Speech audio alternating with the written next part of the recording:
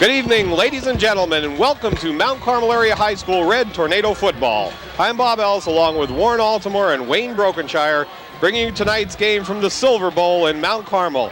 The Red Tornadoes host the Allentown Central Catholic Vikings. What a big matchup here tonight, Warren. Yeah, this is one of those rare occasions during the season where you kind of step out of your class a little bit and you bring in what is really the class of AAA here, and at least in the East this year. The Vikings, their tradition, of course, in the 90s is unparalleled for winning football games. And, of course, we alluded earlier in the broadcast last week that the last time we had seen them was a couple of years back when we played them in a playoff game, and we lost that game 26-0. I'm sorry, not 26, it was 27-6 in 1993. And that was one of the last times we were AAA. We had stepped back. We were always a AA rated school, but we elected to play AAA, and that was the last time we did. And that was the first year of Coach Whitey. Coach Whitey's tenure here. Right. So we moved out of AAA after that, but they showed us what kind of team they were, and that night it was about 40 below zero for those of you who were at the game, and it was absolutely a horrible night if you were from Mount Carmel area, but we expect just a fabulous football game tonight between these two schools. Red Tornadoes take the field right now, and we'd like to welcome those fans from Allentown watching us on Service Electric Super 2 the big and two. Also WKMC here in Mount Carmel. We'd like to explain to those people that this is a school-operated television station. It's not similar to what you see down there. It's all done by the kids, and Warren, you'll go into that a little more tonight for those people in particular who's actually doing this here at Mount Carmel Area High School. Red Tornadoes about ready to take the field here on a nice, brisk night for football. Good crowd from Allentown, also a great crowd here at the Silver Bowl for the Red Tornadoes. Big Red comes on the field, of course, 4-0. Big win last week. Mount Carmel area coming off its arch rival game of the year, the Shamokin area Indians, beating them 21-7 in what was the hardest fought game of the season so far for the Tornadoes. Allentown Central Catholic comes into this football game 3-1, and they're coming off a 26-0 victory over Darragh last weekend. So the stage is set. Allentown Central Catholic currently rated number 5 in AAA in the state of Pennsylvania. And, of course, the Mount Carmel area Red Tornadoes are now rated number 1 in AA in the state of Pennsylvania. So you really can't get much better than this on a crisp autumn evening here in the Silver Bowl. And I think we think here personally that they should be rated higher than that. It was a tough loss on a late pass that kept them from being 4-0 and probably ranked second in the state in AAA. And again, they lost to Whitehall, and Whitehall, a quality program up in the Allentown area, and they're having a fine season right now on their own. And of course, then coming off that Whitehall loss and coming back and pounding Parkland. And that showed something right there, that they were able to take Parkland on, beating them 43-12. And then moving on to Archbishop Wood in the third game of the season and taking care of them pretty handily, 48-6. So this is a team that can put a lot of yards up and a lot of points. And, of course, for us, it's the second time, and this is a real oddity for us, it's the second time in 2 games we'll see a wing T offense. So that's something different from Mount Carmel area. Of course, Southern Columbia being the other team that now, and they're only a recent addition to us, that brings the wing T every year to us. But the big plus is on the defensive end, Allentown runs a 4-4. And we've seen it at Southern. Shamokin ran it last week, so now another third game. So we're starting to get into the groove of our blocking schemes against the 4-4, and it seems like we're doing a good job. Red Tornadoes will receive to start this game, and we'll go over the Red Tornado offense for you. Starting at tackle tonight, Jamie Vogler, 72. At left guard, 71, Dan Daukas. At center, number 75, Jonathan Else. At guard, 58, Mike Zinkovich. At tackle, 77, Chris Shue. At 80, at the tight end, Chris Cuff. At the quarterback, 5, Nick Sebas. At fullback, 28, Al Bailey. At tailback, 25, Jonathan Veach.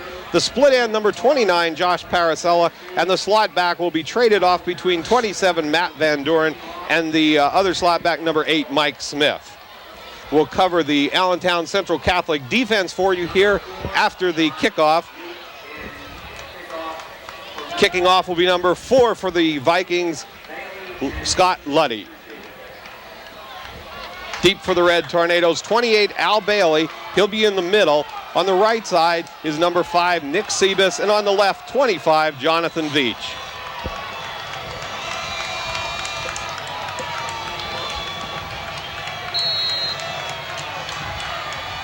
Luddy's kicks away, a nice high kick, taken by Sebus on the 4-yard line. Fumbles, and Catholic recovers. Central recovers on the 21-yard line. First down and 10, Vikings. First big break of the football game goes ACC's way. Vikings recover a fumble. They will set up shop on the Mount Carmel area 22-yard line. You see some awesome coverage by the Central Catholic left side of their line. They were just all in there on Sebus all the way, Wayne. They came down. They have great speed, and that's what we stated the last couple of weeks watching them, that their speed is going to compare nicely with the Tornadoes. And nobody had a straight hit on Sebus. It was just someone got his arm. McGrory, number 2, is the quarterback for the Vikings. Number 45, Martin, goes in motion. Goes to him, going to go out around the outside, finds some running room, and gains about 1 yard. Nice tackle made over there by number 5, Sebus. Also 47, Steve Sinkovich.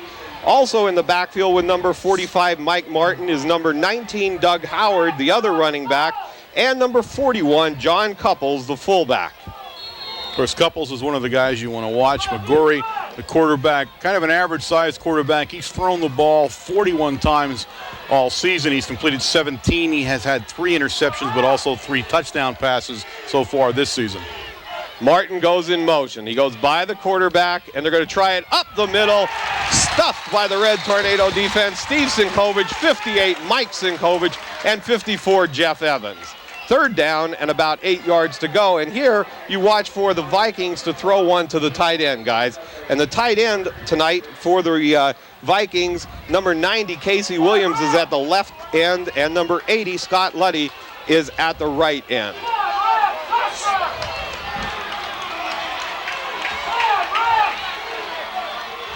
McGrory puts Martin in motion, fakes to him, rolls a little, looks over at the tight, hits Martin out of the backfield. What a great stop by number 1, Terry Meyer, at the 19-yard line. Fourth down and 8 yards to go. Good stand by the Red Tornado defense. Yeah, Terry Meyer, he had him keyed all the way and just followed him right across the field and made an excellent play coming up. Allentown Central Catholic looks like they're going to attempt the field goal, I believe, They right? will. John Yutt, number 4, is 5'10", 160-pound senior. He's an excellent kicker. He will be trying this from the 27-yard line. It'll be a 37-yard field goal attempt. He was hitting them from about 35, a really nice kicker. Snaps back, it's down, kicks up, and it's good. That was good by another 10 yards at least there. 9:52 left on the clock. The score, the Vikings 3, the Red Tornadoes nothing. So if you're the ACC Vikings, you got to tell yourself, great way to start the football game. You're up 3-0. If you're Mount Carmel area, obviously you got to say, whew, good defense. We dodged a big bullet, turning the ball over so deep in our own territory and still only giving up 3 points. So there's a lot of ways to look at this game so far tonight. Mount Carmel area, of course, now goes back to receive the kickoff. They'll go back on offense. Well, actually, didn't get on offense yet, right? They will try to start up on offense, and they're down in a quick 3-0 hole here with 9:52 in the first quarter. That field goal was good for 55 yards, Wayne. he had some leg. And you can see he kicks off, he puts the ball down on the 5-yard line, he gets some height on it, so he can put it from any place. Getting back to the Catholic defense, the Central Catholic defense, at defensive end will start number 90, Casey Williams. At right defensive end, number 83, Kevin Burkhead. At the tackles, number 74, James Seagraves, and number 62, Ed Strauss. At the outside linebackers, 33, Dominic Cardine, and number 22, Chad Krause. At the inside linebackers, 41, John Couples, and number 54, Sean Pressman. There's the kick by Luddy, taken by Sebus again at the 4-yard line. Tries it up the middle and is tackled at about the 23-yard line. First down and 10, Red Tornadoes from the 23. Number 64 and 72 on the Allentown Central Catholic team getting up off the tackle.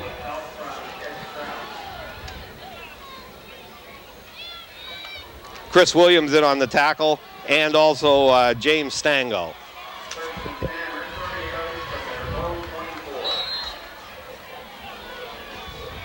Again, you look at the Vikings across the defensive front. They're a little smaller than Shamokin brought. They're smaller, actually, than Southern, probably size-wise. But what they are going to be and what we know they're going to show us is a lot more speed than we've seen so far this year. Going to try a roll. Seabitz with the ball. Tucks it away. Gains about maybe 4 yards to the 30-yard line. Red Tornadoes faced with a second down and probably about 4 yards to go. Knocked out of bounds by 41 Couples and also 33 Dominic Cardine. As we had stated in the previous 4 games, of course, Mount Carmel area are probably one of the fastest football teams you're going to see in high school. Allentown Central Catholic, probably the quickest team we've seen so far this year. They have the most speed that we've run up against so far in the season. Tries Bailey up the middle. Holding Bailey on the bottom of the pile there is number 62 in on the tackle, Ed Strauss, from his defensive tackle position. Pick up about 2, third and about 1.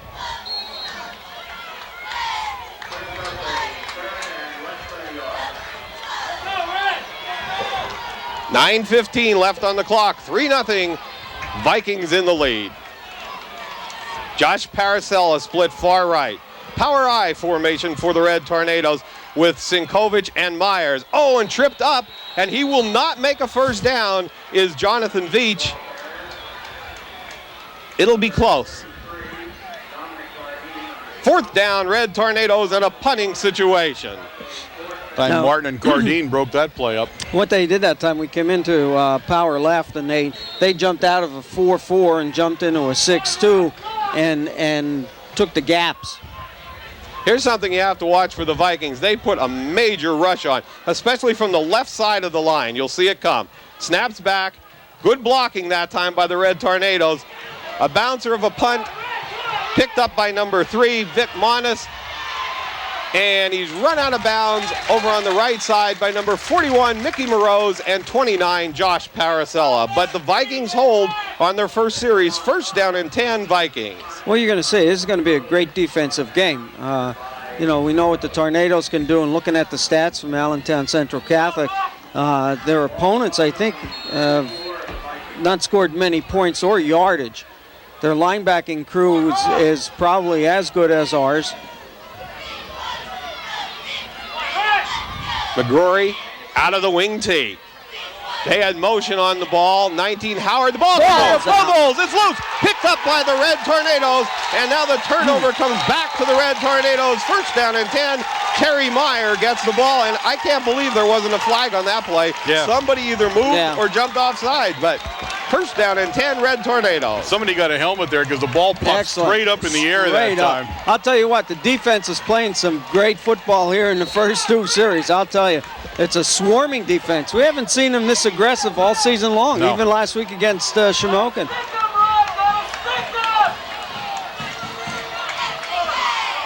Bailey, the lone back for the Red Tornadoes.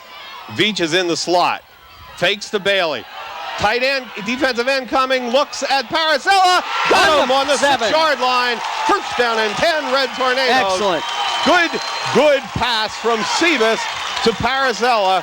Number 19, Doug Howard on the coverage. I'll tell you what, you take a look at, I guess it was number 80 or their defensive end on that side, number 90, Casey Williams coming over. Seavis again waited until the very last minute to release that ball and put it right in Paracella's arms.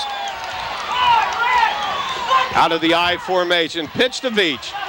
Cuts it back into the middle, down to the 2-yard line, maybe the 3-yard line. Getting up slowly off the bottom of the pile after making the tackle was number 33, Dominic Cardine, the outside linebacker. Now, one thing that I noticed in that long pass play was the defense for Allentown Central Catholic. They jumped out of their 4-4 and they've come up into a 6-2, and actually their 2 corners, even though we're spreading the ball out a little bit, they came up into those gaps and they're covering everybody. Malachowski into the lineup on the right side of the Red Tornado line. 2 cheater backs for the Red Tornadoes. They're going to go right behind all the power, and flags on the play. Somebody move for the Red Tornadoes. Big penalty there. That's going to drive us back 5 yards, folks. Dead ball foul. Offsides, Catholic. That's what we get for calling that ahead of time, huh? You don't see that very often. No. Of course, the movement of the ball that way is only about a half a yard. So. But you take every little bit you can get. Still 2nd down and 1 to go for Big Red. Now they go to a straight power I formation. Nope. The cheater backs go over to the right side of the Red Tornado offense. Gonna go to Bailey, right in that hole. Touchdown, Red Tornadoes. You know, it's funny when you make that lineup like that at the goal line. I mean, you get 99 chances out of 100. You got to go that way. Right. You know what I mean? You'd think that the defense would everybody would kind of cheat a little bit over there for a little bit, but I guess you got to play it straight. Mount Carmel area now trying to confuse the Vikings with our famous extra point play. Mike Sinkovich in to attempt the extra point. Snaps back, it's down, the kick's up, and it's good. No good. There is a flag on the play, though. I think he's pointing at Central Catholic offside. We have a flag on the play. No, we've left the field pretty quickly, and they're still talking. Well, he's pointing. Actually, the Mount Carmel Tornadoes do not know there's a penalty.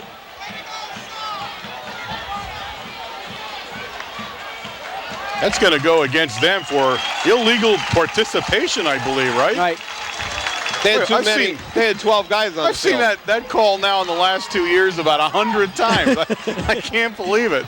Yeah, the Vikings had 12 guys on the field. Illegal participation against the Vikings, so Big Red will take another shot at that extra point. I think they're going to run it this time. Yep. We got all kinds of strategy going on here now. Sebas back into the lineup. He takes Van Doren in there with him.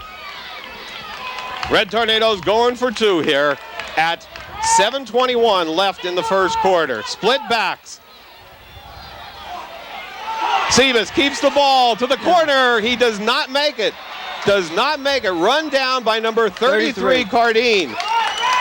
Now, Cardine so far is having a whale of a football game on the defensive side of the ball. We've called his name several times already, and he looks to be the quickest of the linebacking crew right now at Allentown Central. So he's somebody you want to watch for the rest of the game. Mount Carmel area's got to feel good about answering that 3-0 lead with a touchdown, bringing the score now to 6-3. Mount Carmel area preparing to kick off. And this is going to be, like we said, a one whale of a football game. And I'll tell you what, in the first 5 minutes, it's done everything you wanted to do and then some. Kicking off for the Red Tornadoes will be number 58, Mike Sinkovich. Deep for Central Catholic, number 19, Doug Howard, and number 3, Vic Montes. And this is probably the first time Mount Carmel area this year has had such dangerous running backs to bring the kickoff back. We had not seen this kind of speed up until now either. So all in all, Allentown Central Catholic definitely kicks the competition up a notch, so to speak, as we watch them line up here.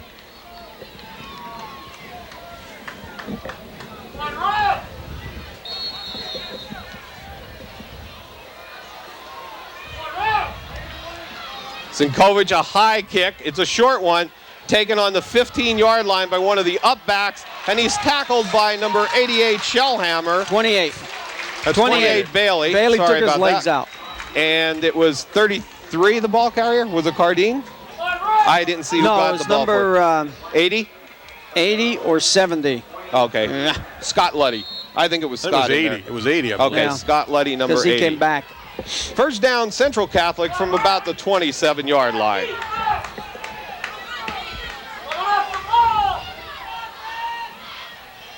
McGrory puts Martin in motion.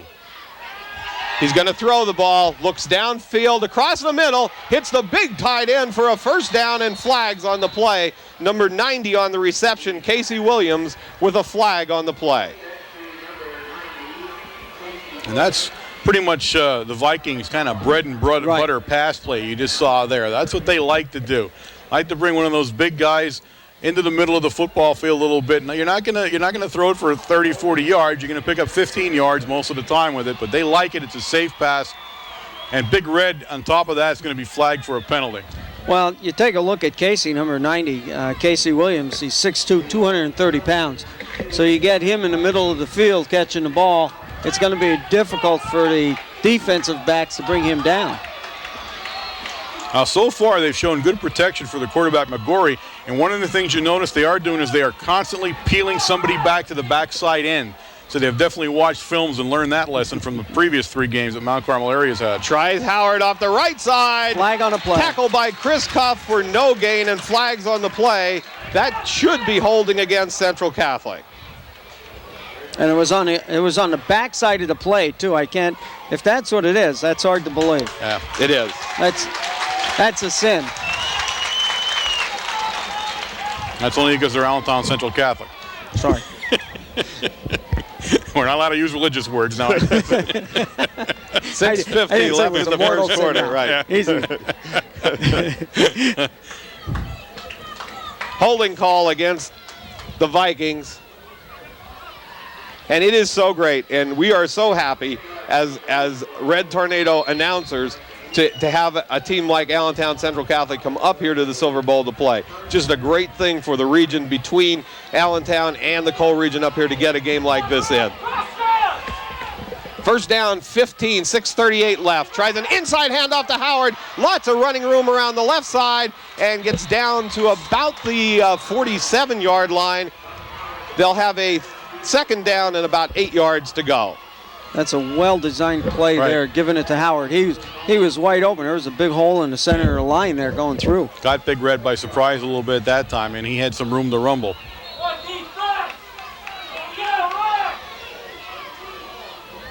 Second down and about 7 now to go for the Vikings. And Howard is their man, their rushing man. He's 48 carries already this season for 322 yards. Howard goes in motion. Looks like motion there. Looks out in the flat at Howard. He's tackled for about a 1-yard gain. Nice play by 26 Lentini. Third down and about 5 yards to go. That's the second time we've seen that exact pass, and it's the second time it went for a yard. We've apparently scouted them pretty well there. We see that pass immediately, and he's really not getting upfield and doing any damage with it. Timeout called by the Vikings. No, official timeout. Official timeout for equipment. One of those helmet problems. We haven't seen too much of that this year. This is our first helmet one of the year so far. Last year we had like a rash of them going there, and then the final 3 games of the season, I thought it was defective helmet making for a while. Third down, about 3 yards to go. 5:24 left in the first quarter. The Red Tornadoes in the lead, 6-3. Martin goes in motion to the left. McGrory rolls that way. Looks out there at Martin, hits him. Good block from number 3, Montes, and finishing him off on the tackle, 29, Josh Paracella. First down and 10, Vikings from the 36-yard line. Now the Vikings come into the game throwing the ball a total of 41 times in 4 games, and it looks like they brought their passing attack with them tonight. And I'll tell you, they run some nice patterns. They flood a zone, and one man's looking for the open spot. And always somebody out of the backfield. If you take a look, it's a delayed halfback pass, or someone in motion is hitting the flat also. The Delaware wing tee can do wonders on a passing game if you get it rolling. Tries it up the middle. 45, or that was Couples, the ball carrier, number 41. 47, Steve Sinkovich, initial hit on his feet, and helped out by number 60, Jason Malakowski. Yeah, they're really not gaining anything inside. They're not running inside the tackles well at all right now. And they continually try to hit that corner, which is where the wing tee likes to go. And so far they've had little success doing that, but they have had success in those short passing zones over the middle. And the secret is it's a little quick pass, and also he's rolling and doing very well. The line is doing an excellent job pass protecting for McCrory. Martin goes in motion. 2 in motion there. Yep, there was Malakowski after him, and there were actually 2 Vikings in motion, and they missed it. Now, see, that time they got away from what was successful. They tried to string a pass play out a little bit. Yeah. And that's where I don't think they're going to be able to do it, because it's tough to get outside the ends. They're not able to do it rushing, and they're not so far able to do it passing. Where they are able to make some yardage is that quick drop back, as Bob has alluded to, and then pop the ball over into a flooded zone all the time. Yeah, he has a small moving pocket there that he doesn't go outside the ends at all. Big play here at 3rd down and about 8 now for the Vikings. Ball in the Mount Carmel area, 35. McCrory with Couples at fullback puts Howard in motion. Rolls, he's going to throw again, looks over the middle, has a receiver, number 9, Williams at the 20-yard line for a 1st down and 10, and that's how a tight end will work for you. Boy, if he can get out across the middle, he'll catch that ball, won't he? All he has to do is get out. You're not looking for the speed to get him out into the flat. You're not looking for him to run any post pattern. You're just looking for him to go down 5-10 yards, just hook up and catch the ball. Yeah, McGorry looks good so far tonight. He really does. He's a poised quarterback, knows where he wants to go, and he sees the field well. And I'll tell you what, it's easy to see the field well when you've got 2 horses like that out there catching the ball for you. 3:53 left in the 1st quarter. McGrory, no backs in the backfield now. Central Catholic sets, puts Howard in motion. Over the middle, hits Casey Williams, and he'll be down to the 4-yard line. There's a flag down. It's going to go against the Vikings, I'm pretty sure. It's right at the line of scrimmage, right where the ball was snapped. Yeah. Usually that goes against the offense. But again, a beautifully designed play by the Vikings, and they are picking Mount Carmel area apart right now with those passes. Well, what they the do secret there is the line blocking right now, guys. They are stopping one of the top defensive lines in the state of Pennsylvania, getting in at McCrory. Well, and that's the secret right now, the Wayne. defense, what the defense is going to have to do here, they're flooding everybody out. They're putting everybody out into a zone. All our defensive backs and the linebackers are dropping back into their zones. The 2 defensive ends for the Tornadoes must keep those 2 tight ends on the line. And it's exactly what they need to do.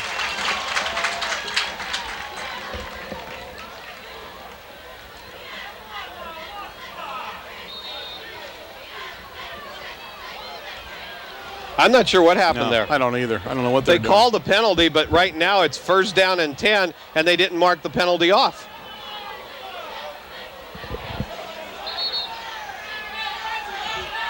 Officials are calling a timeout now. Coach Morgan. Coach Morgan's knows that what they did is wrong. The ball cannot be where it is right now.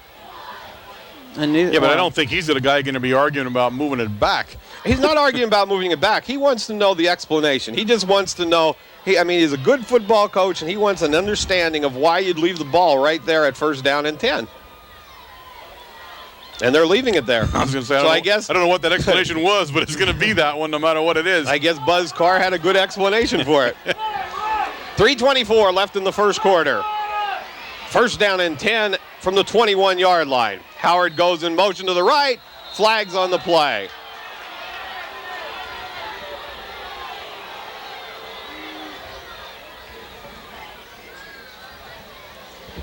I don't see a flag. Where's the flag at now? That had to be dead ball. Wow. No, it's not. No. There's no flag sitting there. He's talking about something. I think he's talking about something that happened in the stands. I really do. I think something happened down in the stands at the end zone, and that's what he's pointing at. Because you're still looking at 1st down, right? Yeah. Yep. Nothing's changed. I have no clue. He's pointing to the stands down below. Now they're going to line back up, and it's still 1st and 10, still at the same yard line. Howard goes in motion to the right. Martin out of the backfield, 1st down, Catholic at the 7-yard line. Now, this McGorry looks really good tonight. He really does. There's a quarter he throws the ball with a lot of zip on it. It's like a wire. There's no chance to intercept it. He's looking tough. The ball now in the Mount Carmel area. 8-yard line, 1st and 8.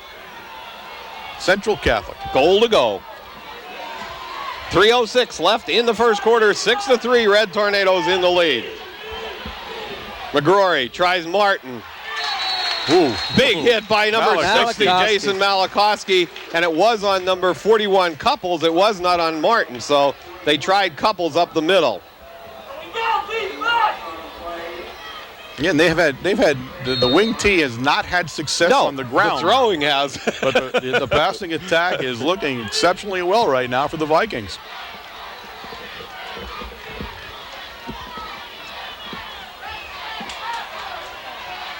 Number 3, Montes, split far left out of this wing T formation. 45 Martin goes in motion to the left. McGrory over the middle, hits Howard down to the 1-yard line.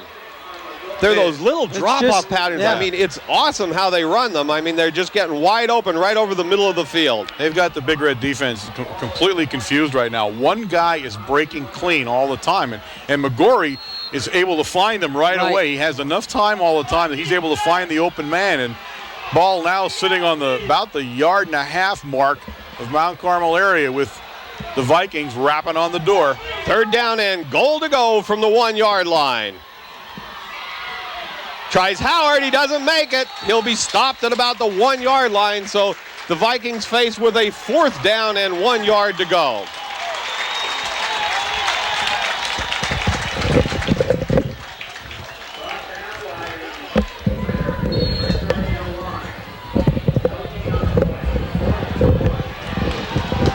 Ladies and gentlemen, it's 4th and 1. Right. 4th and goal from the 1-yard line. That's about the 6-inch line if you take a look at that. 77, Chris Shue into the Red Tornado lineup. Power right to that side. Doesn't look it. Yeah, he's in. Touchdown, Vikings. That was close, folks. That was close.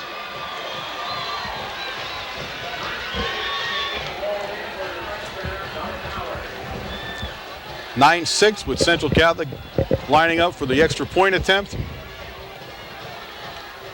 Number 4 in the attempt the extra point, which is Ludi. Yutt. Oh, Yutt. Sorry about that. Snaps back. It's down. The kick's up. And it's good with 1:02 left in the first quarter. The score, Allentown Central Catholic Vikings 10, the Red Tornadoes 6. That kid can kick, Wayne, I'll tell you what. Oh, yeah. It's been a while since that we've seen an opponent that could kick as good as that. And in a tight game, that becomes a threat. Oh, yeah. Yeah, you always have that in the back of your mind if the game's tight at the end, that he can pop one from 37, 40 yards out. Yeah. That changes the complexion of the game. Maybe even a little farther the way he kicked that first one. Absolutely. Yeah, absolutely. Now, Big Red's defense having something happen to it that it's not had happen to it in the previous 4 games this year. Allentown Central Catholic moving the ball through the air. I mean, having an absolutely tough time on the ground, and they barely got it into the end zone moving on the ground. Right. But not having that tough a time through the air right now, and Mount Carmel area needs to regroup in that secondary and see what's happening there. Number 4, John Yutt will kick off for the Vikings. Deep for the Red Tornadoes, 25, Jonathan Veach, 28, Al Bailey, and number 5, Nick Sebas.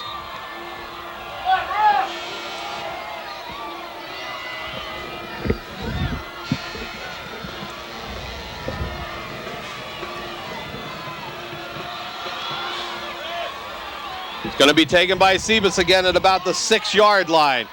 Tries some running room up the middle, finds room, touchdown, Red Tornadoes. Nick Sebas has run one back for the Big Red, and that's the speed of the track star, Nick Sebas. Whoa. He can bust them. Whoa. He can bust them.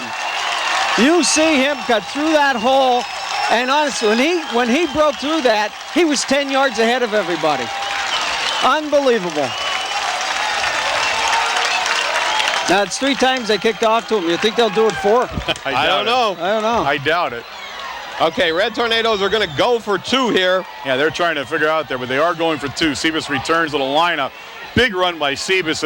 And folks, those of you watching this in the Allentown area, you're looking at probably, if not the fastest, one of the top 2 or 3 fastest high school football players in the state of Pennsylvania. In Double-A, too. And in track, too. Yeah, and he just ran it past you, and that's what pure speed can do.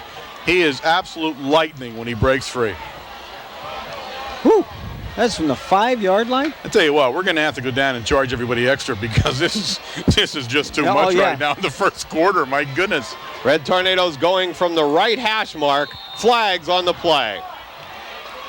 I don't know. I didn't see anybody move, but I think it was interior. I think somebody was lined up offside. And it was. Again, One of the I think Vikings. That's actually a lineup offside. I didn't see anybody move that No, time. they don't move. You're just lined up offside. But that's the second time in a row they've done that. So I think someone needs to say, hey, guys, watch where our helmet shows up at before we line up. That moves the ball down to the 1-yard line. Mount Carmel area will now go from the 1-yard line, and they've chosen the far hash mark, their right side hash mark, to attempt this extra point. Split backs for the Red Tornadoes. Veach goes in motion. Sebas fakes to Bailey. Big rush from Central Catholic. Looks in the corner of the end zone. Intercepted by the Vikings, and the Red Tornadoes do not score the second extra point. 12-10, Red Tornadoes in the lead. Crowd on its feet here in front of us in the Mount Carmel area side, and this is as exciting as it can get, ladies and gentlemen, for one quarter of football here at Mount Carmel High School Silver Bowl. Well, we knew coming into this game that both teams are coming in with an explosive offense. Oh my goodness! You know, I mean, and they've certainly proved it. Well, I think what you see here really is you got a lot of skill people on the field, a lot of really good skill people, and they're showing through both on defense and offense on both sides of the ball for both teams. And that's what happens when you get quality programs. I mean, Allentown Central Catholic is absolutely the cream of the crop in AAA in Pennsylvania, and Mount Carmel area the same in AA. So you pit these two schools together like this, and you know you're going to have a good game.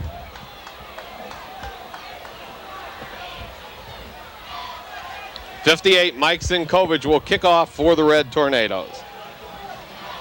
Number 19, Howard, and number 33, Cardine, deep for Central Catholic. Taken by Cardine on about the 4-yard line. He fumbles it off his knee, picks it up on the 15, and gets to about the 20-yard line. Bailey in on the tackle, and a Red Tornado comes up with the ball, but Cardine was down. Oh, that was a dangerous play by Cardine that time. It hit his knee and really went in front of him. And he was lucky that the ball bounced right back up in the air that he could get it. That'll put your heart in your throat for a couple of seconds if you're on the Vikings sideline. Jim Morgan right now is going to have to take a little calming down again.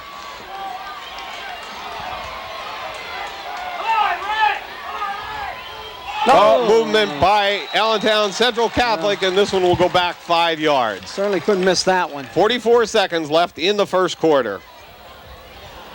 Now everybody's kind of jittery out there, especially offensively, because neither offense, I mean, running-wise, has done much.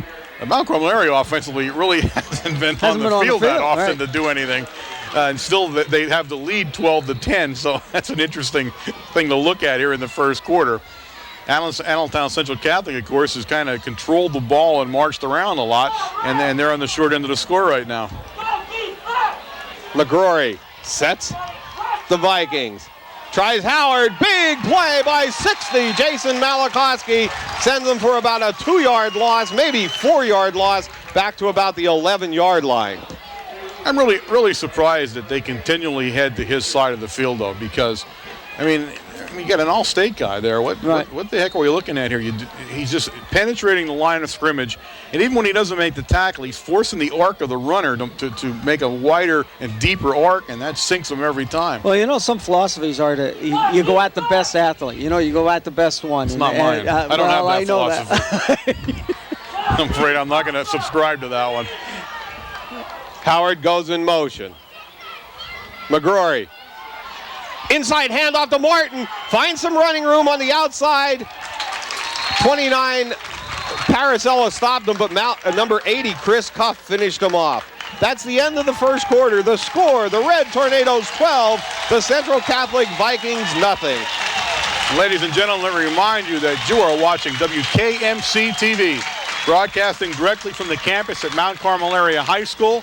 We are an instructional fixed television service. Our microwave signal is WLX267. You catch us every Wednesday night, 8 p.m., channel 13 on the Service Electric Cable System.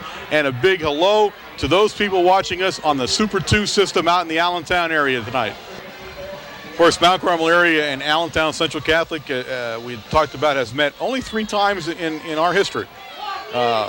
We met them, and actually the times that we had met them were in 1993, which was the playoff game I had talked about earlier. But then in 1979 and 1978, we had also met them. We lead the series 2-1, and this is the 4th game of it. McGrory with no backs. Puts Howard in motion to the left side. He's going to throw. Malachowski's held. Catches the ball is Casey Williams, but this one's coming back. Malachowski, number 60, was tackled coming through the line. I mean, they had his shirt and everything. And that time you they can't fouled hold. Yeah. You can't argue that, hold. folks. I mean, they see that in the films, and you know that can't be an argument there. You see a guy's jersey stuck up like that, you know you got a problem. Now, again, one thing we did not adjust to yet. Covering the tight end. Cover this tight end. Number 90, Casey Williams, coming off the line of scrimmage, and it's a delay. He's setting up the block, and as soon as the rush goes by him, he's taking off to the center of the field. If you take a look at all of the receivers for Allentown Central Catholic, they're heading out into the flats, and they're clearing the center out, and they're doing an excellent job of it. And like you said, Warren, I think it's imperative that the Red Tornado offense gives Casey a little bump up there on the line, right? That's where I would do it. I'd start to hold him a little bit on the line and you know, disrupt the theme a little bit there. Tries couples up the middle for about maybe 2 or 3 yards. Steve Sinkovich, number 1, Terry Meyer, number 80, Chris Cuff, 54, Jeff Evans in on the tackle along with 26, Lentini. So punting situation for the Central Catholic Vikings. One of the oddities about Central Catholic as far as looking at this as a whole team is that they're not a lot squad-wise. They're not much bigger numbered than we are. No. And they do play a lot of both ways, which you don't always see with a AAA school.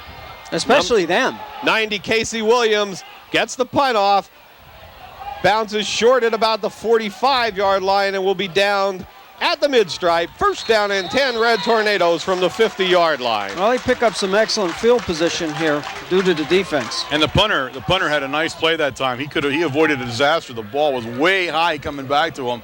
Had he missed it, it would have been a safety. He would have not been able to recover it outside the end zone. Excellent rush there, too, by the Red Tornadoes. Yeah.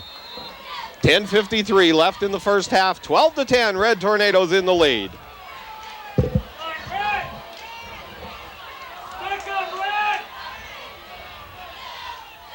Sebas rolls to his left, keeps the ball. Tippy toes for about 2 yards. He's trying to wait for the crack to open up there, and it never did. Second down, 9 yards to go.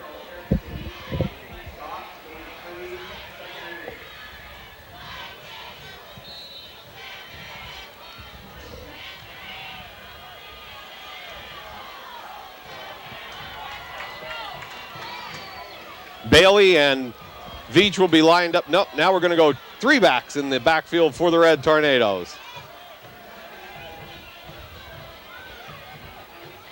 Paracella split right. Gives it to Veach. Big play made by number 54, Sean Pressman.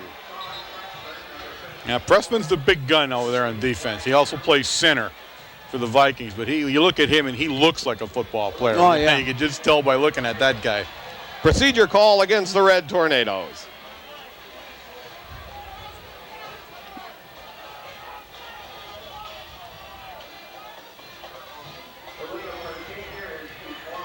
.10:04 left. They declined the penalty, so it will be 3rd down and 10 yards to go for the Red Tornadoes.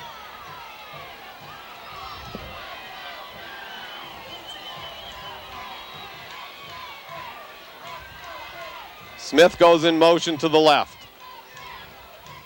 Straight drop back. Looks at Paracella, has him out there. Incomplete at about the 20-yard line. Threw it over his head. 4th down for the Red Tornadoes and a quick punting situation for the Big Red. 3 and out.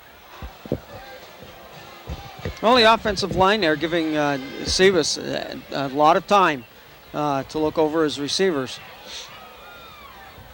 Vikings are tough on defense. Yes, we knew that, and we knew that we were going to see a lot of speed on defense, which we hadn't seen up until now. Steve Sinkovich in punt formation. Terry Meyer with the long snap. Snaps back. Kicks away. Bounces in front of Montes. He goes to pick it up, and it rolls, and Mickey Moroz will down it on the 9-yard line. First down and 10, Central Catholic from the 9-yard line, deep in their own territory. I think Montes was looking and looking and looking. He wanted to pick that thing up, but he saw the guided missile 41 streaking down the field with that heat seeker on his helmet on and thought, nah, I think I'll just leave it go. For those on Super 2, Mickey Moreau's a little nickname here from Warren, which is the guided missile. Yes, he's the 41 is known as the guided missile. First down and 10 from the 9. A number of reasons, actually. That's only one of them there. 9:50 left in the first half.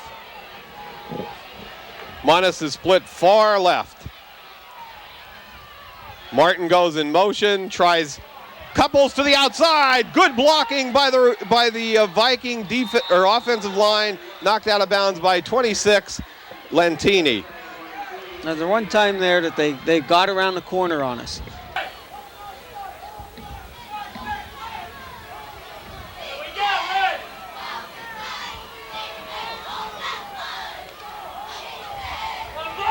Second down and short for the Vikings.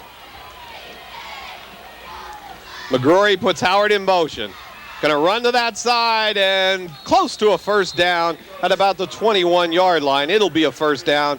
Tackle made by number 2, Nick Chesney. Vikings starting to move the ball a little bit now on the ground. And Big Red's defense has got to be getting a little bit winded here as we get into the middle of the second quarter. They've been on the field the entire game, it seems like.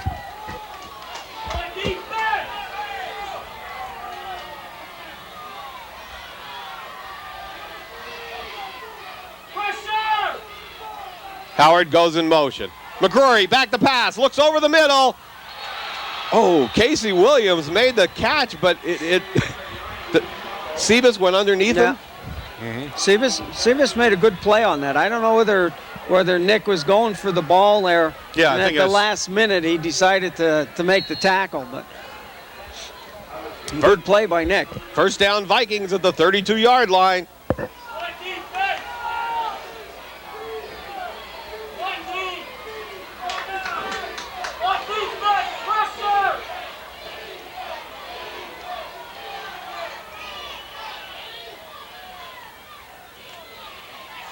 McCrory, big rush from Malachowski, but finds Howard Montes wide open. First down and 10 at the 46. You're going to see some high passing numbers being put on here by definitely. Central Catholic Vikings this game. I'll tell you what, they're not deep passes. They're all short, nice, crisp run passes, little hookups about 10 to 12 yards downfield. Now, Mount Carmel area needs to figure this passing game out, and they're going to have to do it soon because they're not going to be able to dodge this bullet all evening. Right. McCrory with Couples at the fullback right behind him. Puts Martin in motion, tries Couples up the middle, and Malachowski and Cuff with the initial hits. Well, it's ugly inside. Actually, that could be Terry Meyer. 54, Jeff Evans on his feet. Yeah. Terry Meyer made the initial hit right on the line of scrimmage when Couples came through. But there's a kid, and he just showed it there, that you have to hit him low. 8:02 left. Him down. 8:02 left in the first half. 12-10. Second down, 7 yards to go, Wayne. McGrory gets the pass away, in and out of the fingers of Howard. He had it, but a lot of holding on that play, and we saw it, and we have to call it on that one. Malachowski was again tackled coming through the middle of the line. So, yeah, he's getting a lot of time, and once you start getting that much time on a defensive team like the Tornadoes, you know, you have to start looking into the center of that line a little bit closer if you're wearing that black hat. well, you have District 4, all District 4 officials here tonight.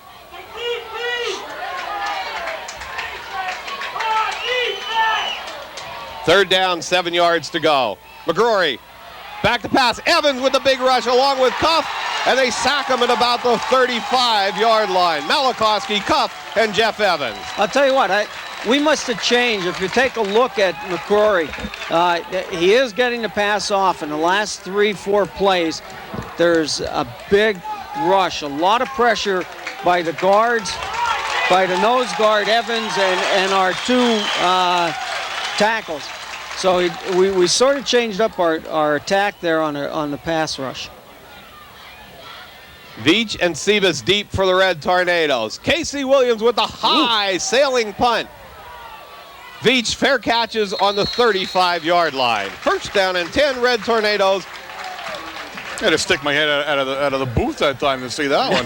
He got that one up in the air.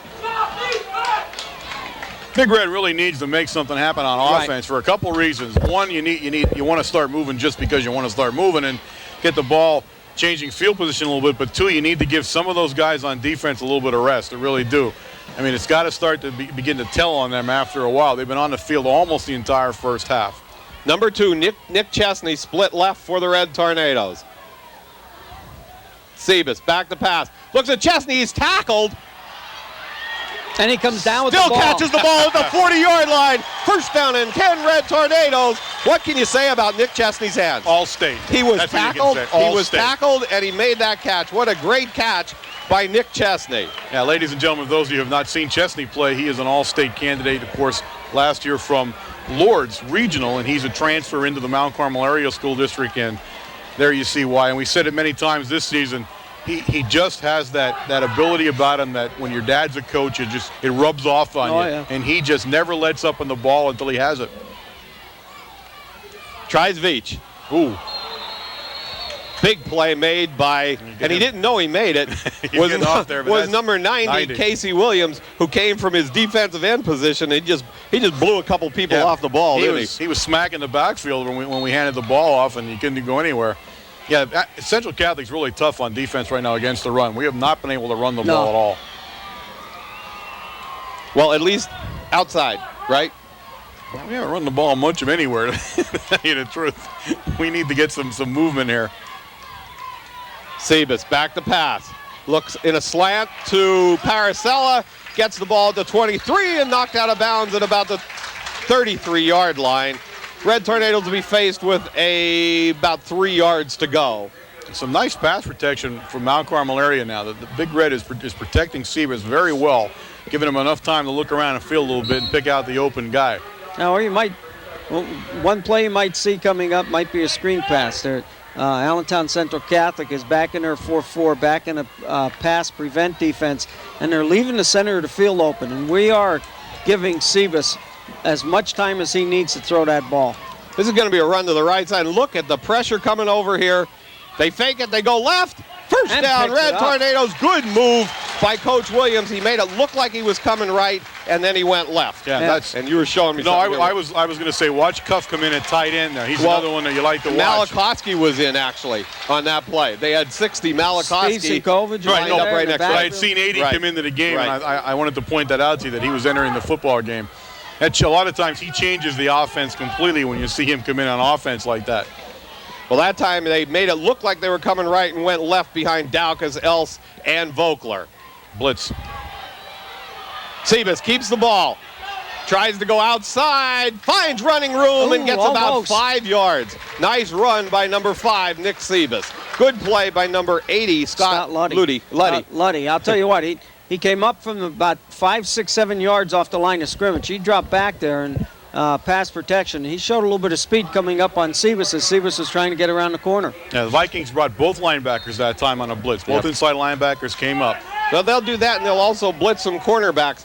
5:25 left on the clock, 12-10, Red Tornadoes in the lead. Second down, 5 yards to go. The ball on the 24-yard line. Bailey goes in motion to the right. Sebas, draw play to 25 Veach, and flags on the play, usually where it's thrown, a holding call against the Red Tornadoes. If it is, that's going to kill because they finally got some momentum moving offensively, and they're going to be driven back here with a big holding penalty, as you had said, Bob. But the first time all evening we've shown some movement on the ball. Some movement offensively on the football, both passing and running. So this one's going to hurt a little bit.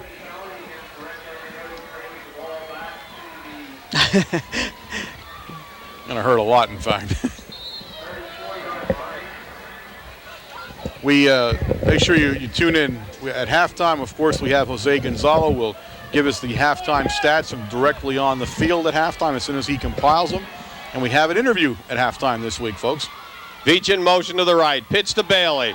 Bailey's going to throw it back to Sebas. Hits him for about a 1-yard gain and flags on the play. He ran into the bus that time. Well, it looked like nobody was in the right place for that one. In fact, they're going to call probably a lineman downfield. That play looked a little ugly from the start on that one. And it didn't help any when the bus ran into him. He was standing right. Actually, the bus didn't run into him. He ran into the bus. He did. He turned and pivoted to make a move to the outside. He ran right into 75. So that was the end of that play. And now they're going to even add some more ugliness to it.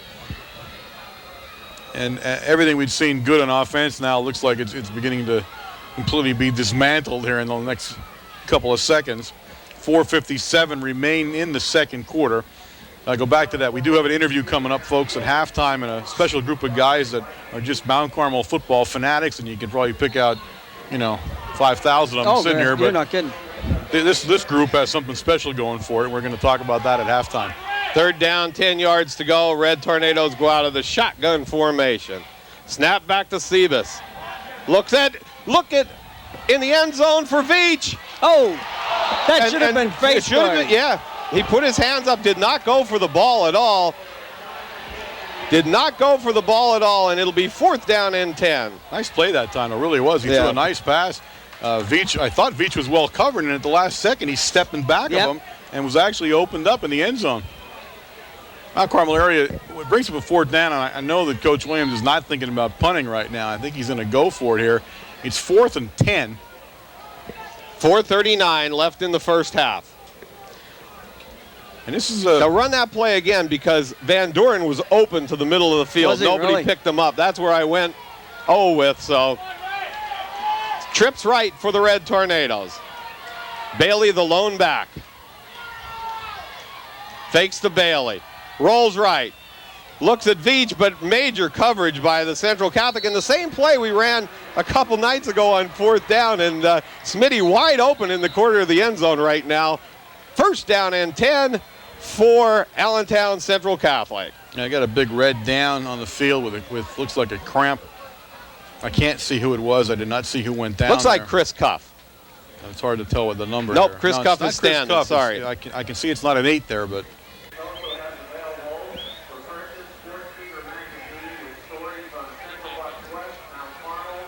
It's Dan Daukus down on the ground, 71. And it does definitely look more than a cramp to Daukus. They're working on a knee or an ankle right now, guys.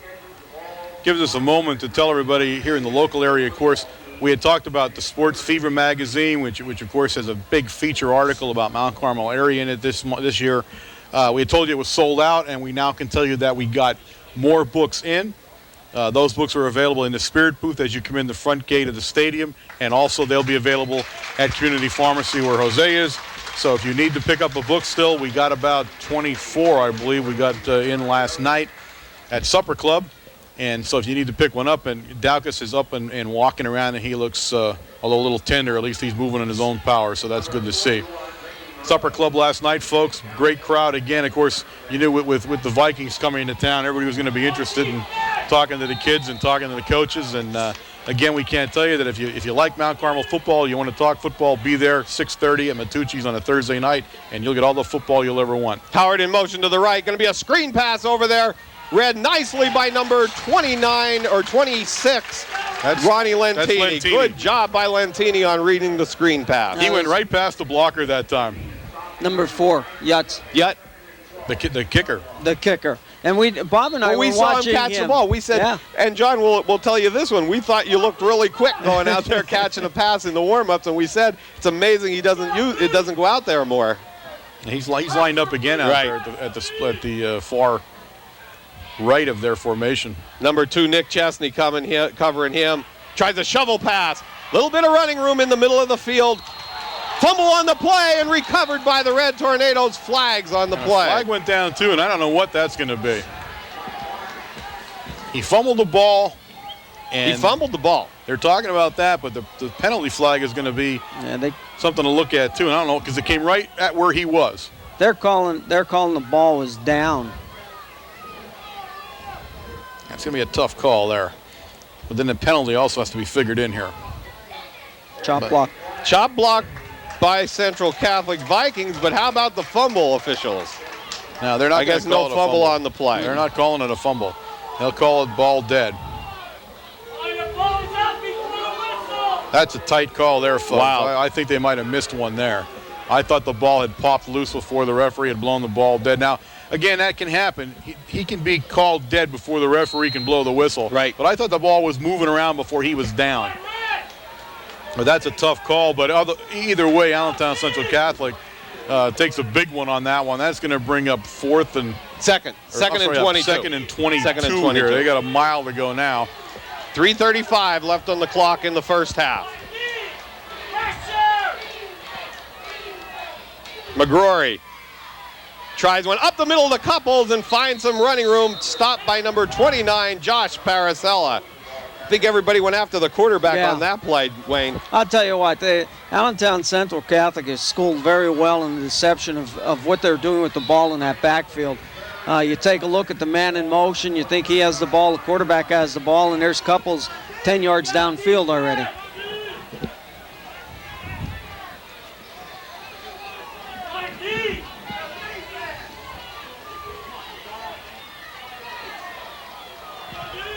.250 left on the clock and winding down. McGrory looks like he changes the play on the line of scrimmage, Wayne.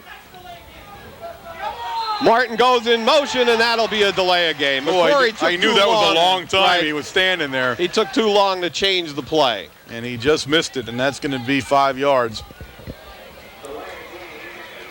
Yeah, you can almost get that feeling, when you're standing there and you're watching, you're thinking he's got to be real close. And, of course, in football, there's no clock where he can look up and see what it is. So he's trying to do it by feel just like we are. McGrory, a good quarterback, though, guys. I think we heard a lot about him, and he's lived up to his billing. He's an excellent quarterback. He moves the ball well with his hands. He keeps it well there, and he can throw the ball. Martin goes in motion to the left side. Tries Howard. Big hit by number 60. Jay Malikoski. That's why he's All-State, folks. I mean, jeepers Christmas. Whoa. That's a hit. That is a hit when that happens. 4th down and a punting situation for Central Catholic. 4th down and 17 yards to go. Ooh, Howard barely had the ball. Oh, that's a nightmare there. That's bad ugly. Number 90 in the punt, Casey Williams. Deep for the Red Tornadoes. Number 5, Nick Sebas. Snaps back. Big rush by the Red Tornadoes. High kick. Fair catch called for by Sebas, and he takes it on the 45-yard line. Great catch by Sebas, because that one could have bounced another 30 yards downfield. Yeah. Well, you always want to try to fair catch it. I mean, that's the rule. Don't let it get behind you. Don't let it hit the ground if you don't have to, because you never know which way it's going to bounce. And you're right, it's 20 to 25 yards if it starts moving the other way. So Mount Carmel area is still in good field position. They take the ball over on their own 45, and they have about 2 minutes and 2 seconds to do something with it here before the half ends. Number 50, Matt Booker, will come in at guard for the Red Tornadoes, replacing number 71, Dan Daukas, who they work on the sidelines on the Red Tornado side. Booker, only a sophomore, 175 pounds. Sebas fakes, straight drop back, rolls a little, Casey Williams on him. Nick Sebas gets away, looks downfield, has Chesney breaking. Beautiful interception by number 3, Monas. Yep, Monas with the interception on the 43-yard line. I'll tell you what, Chesney was wide open that time, and Monas just came right through, and he left the ground to catch that ball. Yeah, well, that time Sebas can't see everybody, though. Right. That's what happens. When you get rolling like that, right. You can't watch everybody is.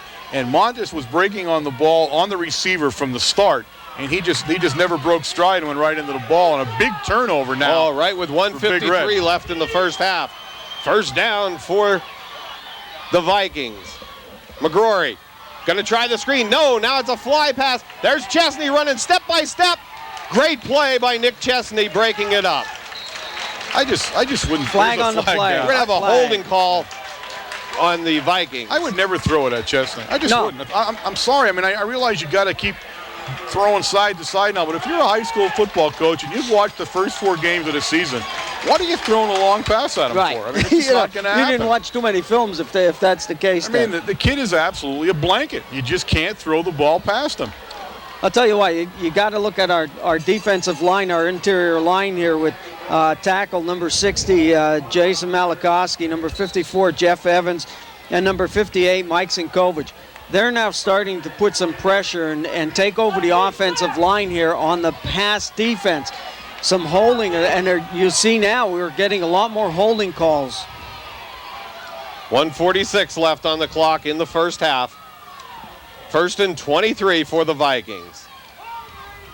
Tries it around the Martin, around the right side. 47, Steve Sinkovich in on the 41, Mickey Moroz.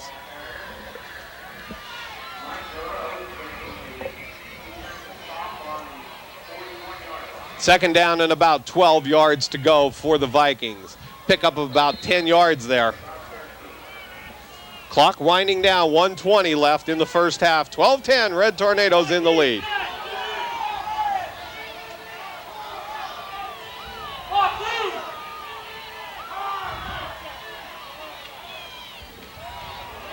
Howard around the right side. Terry Meyer with the initial hit. Howard stays on his feet. Almost a to first about down. the 49-yard line, almost the first down. And there the Tornadoes were hitting them, but not wrapping them. Right. And he stayed on his feet, Wayne. It was a great second effort there by Howard to pick up at least 4 extra yards after being hit by about 3 Tornadoes. 48 seconds, and it appears the Vikings content to just keep running here. They're back on about the 49-yard line, and the Red Tornadoes a little bit in a prevent for that running game. They're gonna strike sooner or later. Here it is. Flood the pattern. Big coverage that time. Nice. Good play by 47, Steve Sinkovich, all the way covering 41 out of the backfield, which was Couples. And there, number 41, Mickey Moroz, putting pressure on McGrory that he had to throw the ball as soon as he did. Yeah, McGrory had a lot of time. He just didn't have anybody open. Right. There was really nowhere to put the ball that time. Punt situation, 30 seconds left on the clock. That it's hard to believe. You would think they're going to fake Yeah. a punt to Couples here, the fullback maybe. Nope, back to Williams. He's going to kick it. Nice Well, punt. he kicks it Straight high. up. Fair Yes, catch he called does. for by Sebas. Catches it on the 14-yard line with only 23 seconds. You think the Red Tornadoes will probably run it out here. Yeah, I would think they want to get back into the locker room and go over a couple things here. Look and see what Allentown Central Catholic, of course, has been doing.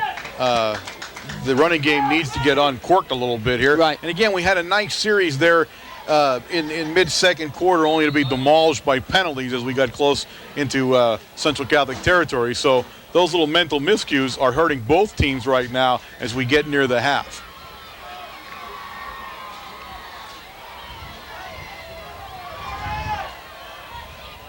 Sebas, quarterback sneak.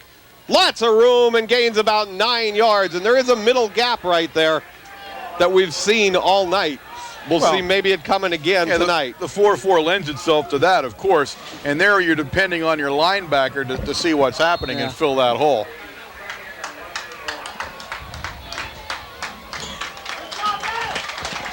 That's the end of the half. The score, the Red Tornadoes 12, the Vikings nothing, or 10. We'll be back with some halftime stats.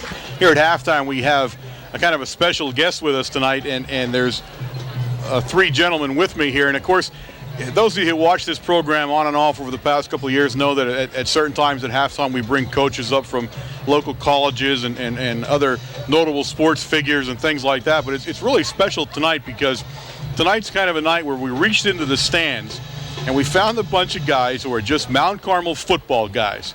Guys that just, and I said there's 5,000 of them sitting down there that live, breathe, and talk football all year round, and all they do all the time from December all the way till August is think football. I have with me here Andy Reed. Andy Reed is also a policeman here in the Mount Carmel Borough, and he's a fanatic in Mount Carmel football. I'm going to have him introduce his friends here aside of him if he could. To my right is Tom McGinley and Sean McGinley, Bob Cedar, hiding back here. And these guys do something special that a lot of people don't know about, and they're not blowing their horn. In fact, I had to kind of coax everybody to come up here and do this. They were quite happy. They sit down below us. We see them through the booth here. We can look down and see them in the same spot, their same season tickets every game. But maybe, Andy, you can tell us a little bit about what you guys were thinking about and what it is you do for this team. Well, what we're doing this year is we have a group of guys, some that are here today. There's approximately 10 of us in our group. And this year we decided to pick an MVP who we decide for each game would be the MVP, and give something back to them for all the enjoyable football nights here every Friday and on our away games. And what we did is, you got to watch this, folks. This is a great T-shirt. We made them for each game. The Vikings are on here, of course, for tonight. And you can see with that said there, who's next. You see a picture of a tornado and I guess the Grim Reaper there, and you see the Vikings. The way we do it is we get together throughout the game and at halftime and decide amongst us who will be our MVP. The way we decide is not who's the best player, but the best team player, and those who have good sportsmanship and make a difference in the game, make either a big play or just set the tone for the game. And this follows, of course, Andy's a big supper club guy. We have the supper club every Thursday night. Of course, we give each young man and, of course, each cheerleader that comes with us a specialized sweatshirt. And we know they talked about them, and one of the reasons that I heard about you guys was, you know, you think the kids don't know about this stuff, but word travels so fast after that first T-shirt gets awarded. Now you have this buzz on the team down there, like who do you think is going to get the T-shirt at the end? And you guys, for this at the end of the game, is it that you do this? Yes, or? That's exactly what we wanted. We wanted that buzz to have everyone strive to give that extra effort. And you multiply this now through all of the area with guys like this. These guys here, and there's a couple of them still down that are camera shy. He said there's about 10 of them all together. They get together on their own. They buy T-shirts for each game, and they sit there and they decide who should get the award for that particular game. And what that does is let everybody on the team know that there's a bunch of games coming and that they're going to distinguish themselves a little bit, and that's how they're going to get a T-shirt. But they epitomize why Mount Carmel area football is the way it is, why we're #1 in AA, and why we're a system and a program that wins consistently over a period of 30 and 40 years. And I take my hat off to these guys because what they are is what we are. And again, congratulations, and thank all of you guys. I know the team loves you. Thank you, Mount Thanks for Carmel. stopping by. Okay, Jose, can you hear us down there? Yeah, Warren, I can. You're ready to go, pal. Okay, two different halves in the first half. First quarter had all the scoring, 22 points, nothing in the second quarter. Not much offense for Mount Carmel. Rushing 11 carries for 34 yards, passing 4 of 7 for 60 for a total of 94 yards in the first half. Of course, the big kickoff return by Nick Sebas, 93 yards. That's a top 3 kickoff return. I'm not quite sure where we're at right now. Rushing, Johnny Veach, 5 for 6. Nick Sebas is 4 for 17. And Al Bailey is 2 for 3 in the first half. Josh Paracella, 2 catches for 36 yards. Nick Chesney, 1 for 24. And Johnny Veach, 1 for 0. For Allentown Central Catholic, 20 rushing attempts for 52 yards in the first half. And where they really hurt us, 11 of 14 passing for 97 yards in the first half. Martin with 11 carries for 27 yards. Couples, 3 for 19. And Martin, 4 for 21. McGorry, like I said, 11 for 14 in the first half. With Williams with the big number 90, the tight end, 3 catches for 41 yards. Martin, 2 for 13. And Howard, 2 for 13. Martin, 3 for 31. Basically, that's it. 7 first downs for Allentown Central Catholic, 3 for Mount Carmel. One interesting thing that I think we have to pay more close attention to, time of possession, 8 minutes and 53 seconds for Mount Carmel, 15 plus for Allentown Central Catholic. We have to get the football a little bit more. Yeah, we had talked about that at length up here. They're dominating us with ball control, and it looks like they're starting to dent the defense just because of fatigue, if nothing else. Now, we had in the second quarter, there in the middle of the second quarter, we stretched together a pretty nice offensive series and then shot ourselves apart with penalties. So we think we need to put some offense on the field a little bit here in the second half. Again, now, everything that's happened in the second half, we're still ahead 12-10, which, right. if you weren't watching the scoreboard, you wouldn't think that was true. No. But you know what they say, when you're ahead, and that's all that counts. Yeah, and both coaches are yelling at the officiating, and I think they're just calling the game tonight. I think they're calling what they see. And I think Allentown Centric has more penalties than we do right now. But I don't think we can get ourselves concerned with it. I think we just have to go and play football, and I think we're going to be okay. They do seem to have us a little bit off balance. They weren't able to run the ball at all in the first quarter, and in the second quarter opened it up a little bit with that pass, and I think it made it a little easier for them to run. So I think they really do have us a little off balance right now. Well, I'll tell you what, if this second half is anything compared to the first half, and so we may have to go down and recharge people because it's been that kind of a game. Yeah, you're right. It's a great football game between two great schools. Well, absolutely terrific. Okay, Jose, we're gonna try to catch you at the end of the game again then, right? Good luck. Okay, thanks. Bye-bye.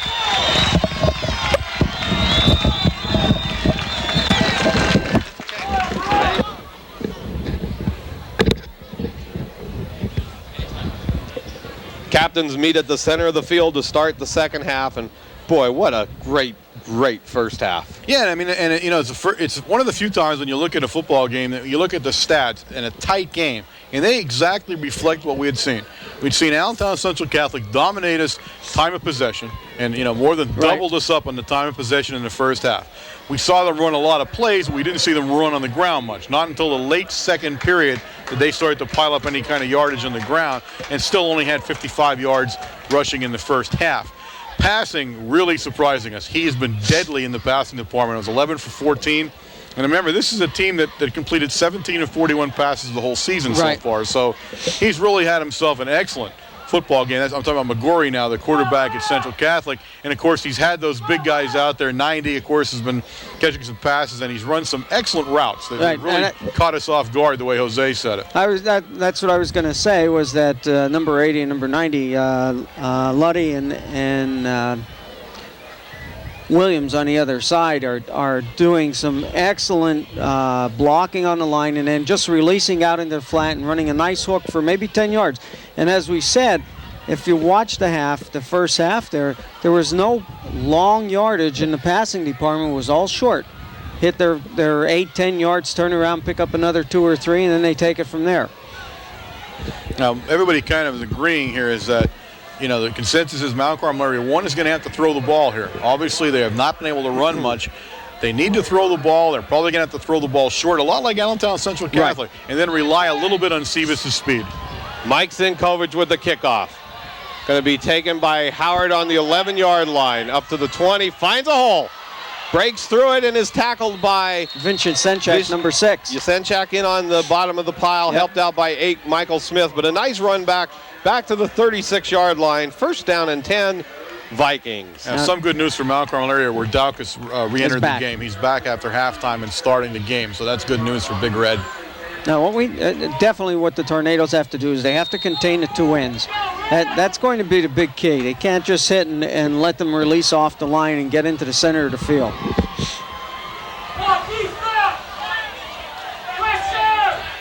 Martin goes in motion to the left. Tries, couples up the middle. He had the ball loose, and he gains about maybe 1 or 2 yards. Steve Sinkovich and Jeff Evans in on the tackle. Boy, the ball was real low. He carried it. Yeah, on his thigh. Actually, McGrory didn't really get it right into his arms that time.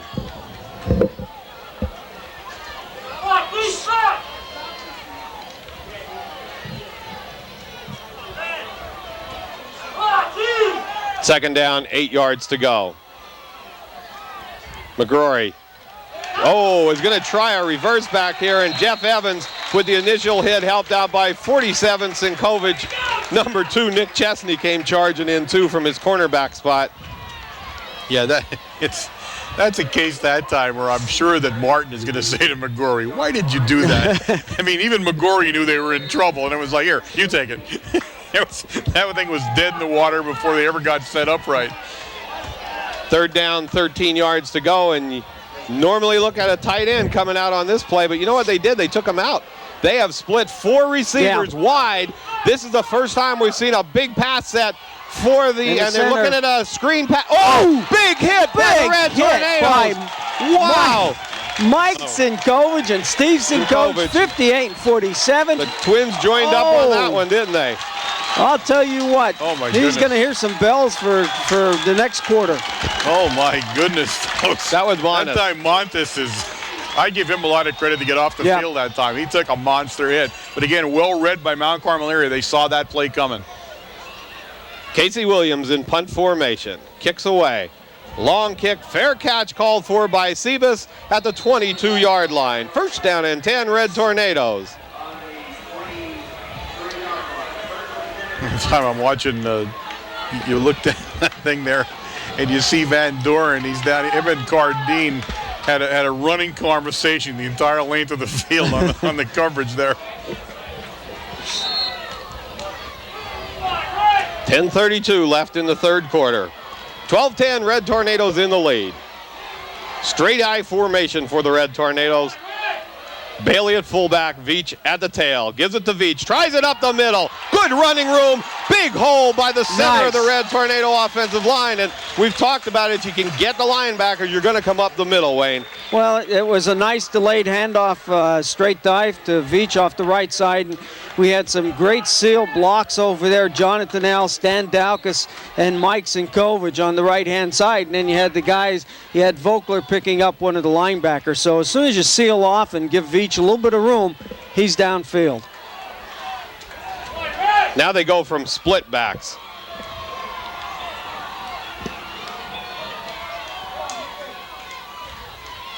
Going to try Bailey off the right side, and he gets about 4 yards. Nice tackle that time. Bailey made a nice move that time, but 80. Scott Ludi, he made a nice tackle that time. You got to get their defensive ends. They can't let them crash in like that. Yeah, he had turned himself into the play and was just waiting that time, and it made a nice play.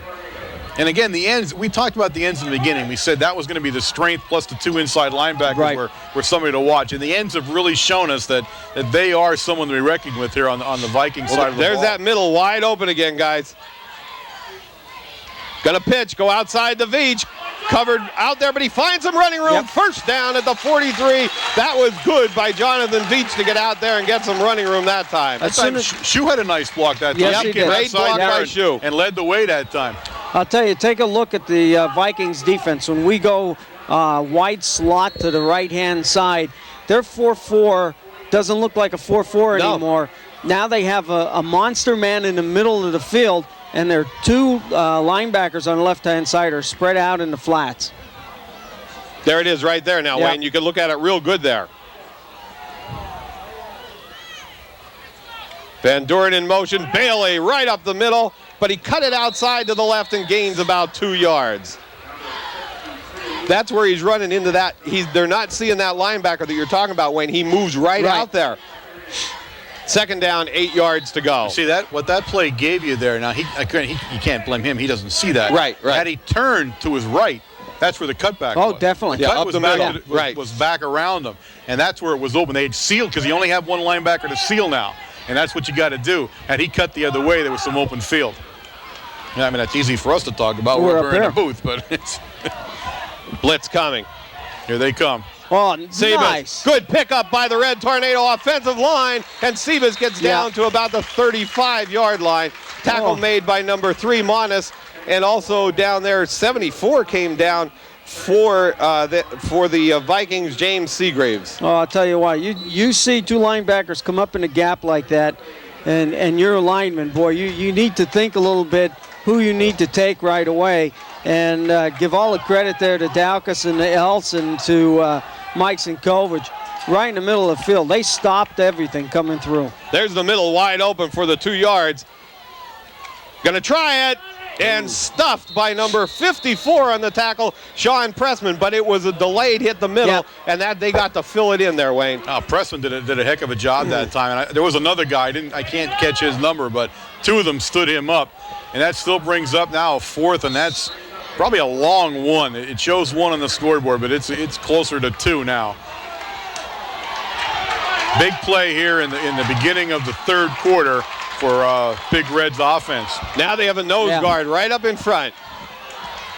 Sebas going to take it outside. If he cuts it back, he'll have a first down, and he gets it after about a 3-yard pickup. Good. First down, Red Tornadoes at about the 30-yard line. That's coaching strategy going on there now. You're watching to see what they do, how they adjust to that lineup. And that time, even though it's 1 yard you're looking for, you know the outside is going to open up a little bit more because they're bunching themselves to the middle. And Mike Martin that time, number 45 for Allentown Central Catholic, he keyed on Sebas the whole time. But with Sebas' speed, he was able to get around the corner, and Martin didn't have the angle on him to take him down. 7:09 left in the third quarter.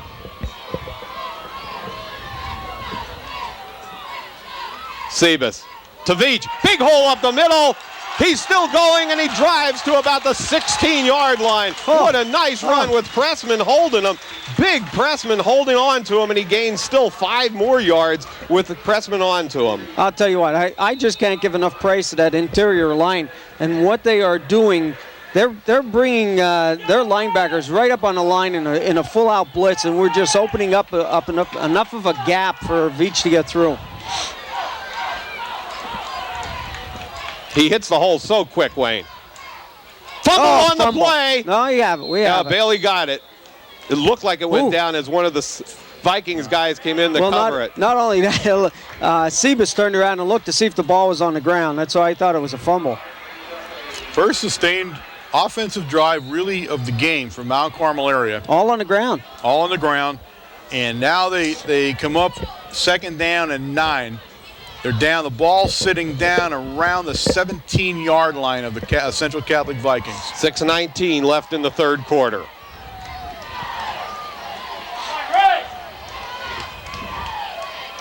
Take the pitch to Veach. Look at a slant to Paracella. Close And to a flag. first down, but a flag on the play. Flag on the There was backside. a Red Tornado lineman way downfield on that play. Bring back that play. And again, Oh, yeah. This is what we saw in the first half. You put a drive together, you're moving, and boom. I'll tell you what, beautiful call, excellent play, excellent call by Whitey on that one there, Whitey Williams, and beautiful pass and route by Paracella. Well, you could see him come back to it again because it certainly was wide open, wasn't it? Yeah, it was there. Yeah, I got to wonder how we had a lineman that far down the field on the backside of the play. Well, Yeah. probably you don't hear that it's a pass play. Where they were heading on that one. 5:54 left. Pitch back to Veach behind a lot of power blocking out here. Oh, Finds nice. a hole. Nice move. And down to about the 15-yard line. Back to the original first down line of scrimmage. Terry Meyer went down hard on that one. Looked like with his ankle. 3rd down and about 7 yards to go. That was a play that Veach waited long enough. That could have been a 3-yard loss, but he waited just enough. A little patience on that Yeah, one. a little patience to pick up an extra, 5 yards. Big 3rd down now for Big Red. 3rd and 7. Power to the right side, and look at them jam up over there, Wayne. Going to keep Sebas with the ball, cuts it back, and doesn't get the first down, gets only to about the 10-yard line. Just hard for those 5 guys, Malachowski and those cheater backs, to block that many people lining up over there, Wayne. Well, the thing over there is that you're running student body right that time, and Allentown Central Catholic has great speed, as we've seen already up to this point. Kick a field goal here, folks. We're going to attempt a field goal now. The ball's sitting about, I guess the ball's sitting on the 10 or just outside the 10-yard line now. It's a hard angle here to kick from. Snaps back from Els to Paracella. Good snap, good hold, the kick's up. And it's good. And it's good. At 4:24 in the third quarter, the score, the Red Tornadoes 15, the Vikings 10. Mike Zikovic answers back with the 3-pointer of his own. A big score that time for Big Red. They were able to control the ball finally, get some ball control. There's only 4 minutes and 24 seconds now left in the third quarter, so they put some time off the clock. But what you saw was what we had talked about earlier. You're driving against an excellent, skilled, people-loaded football team. You cannot make a mental error in this game. That mental errors are will costing end it, the game right now. You got to be careful. I mean, you drove right down there, you had momentum, and boom, you end up, now 3 points is still 3 points. But it happened in the second quarter several times, and it happened again in the third. We got to quit making mental errors, and I think we can pull this game away. We're going to win. Big Red's got to feel real good about this area in the third quarter. I mean, they really were kind of stuffed offensively for the whole first half. And now they've got some confidence and some momentum going their Defense way. got a little rest there. Yeah. Bad news was on that offensive series, Terry Meyer took a pretty good shot, and he's up walking around right now, so we'll see how he does. The squibber kick, taken by an up back, fumbled, and he covers the ball on the 25-yard line. Number Very 45. close, 45, Martin with the ball, but it was bouncing around in front of his toes. Well, I'll tell you what, that's 2 kickoffs there that the ball has hit the ground for Allentown Central Catholic. They were lucky. That thing was a hot potato, Yes, though. it was. He couldn't pick it up to save his life there for a couple of seconds. But he did the right thing. Finally you fall on it and be done with it. He covered the ball up. Yeah, when it's giving you that much trouble, just get on the thing and be done with it. 4:22 left in the third quarter. McCrory looks like he's changing the play on the line of scrimmage. Puts Martin in motion, gives it to him going around the left side, and Terry Meyer has him for about a 2-yard gain. Good play. That was typical wing T there. About a 5-yard gain. He really did good, though, getting around there, Wayne. Yeah, he stretched it out there when he was tackled.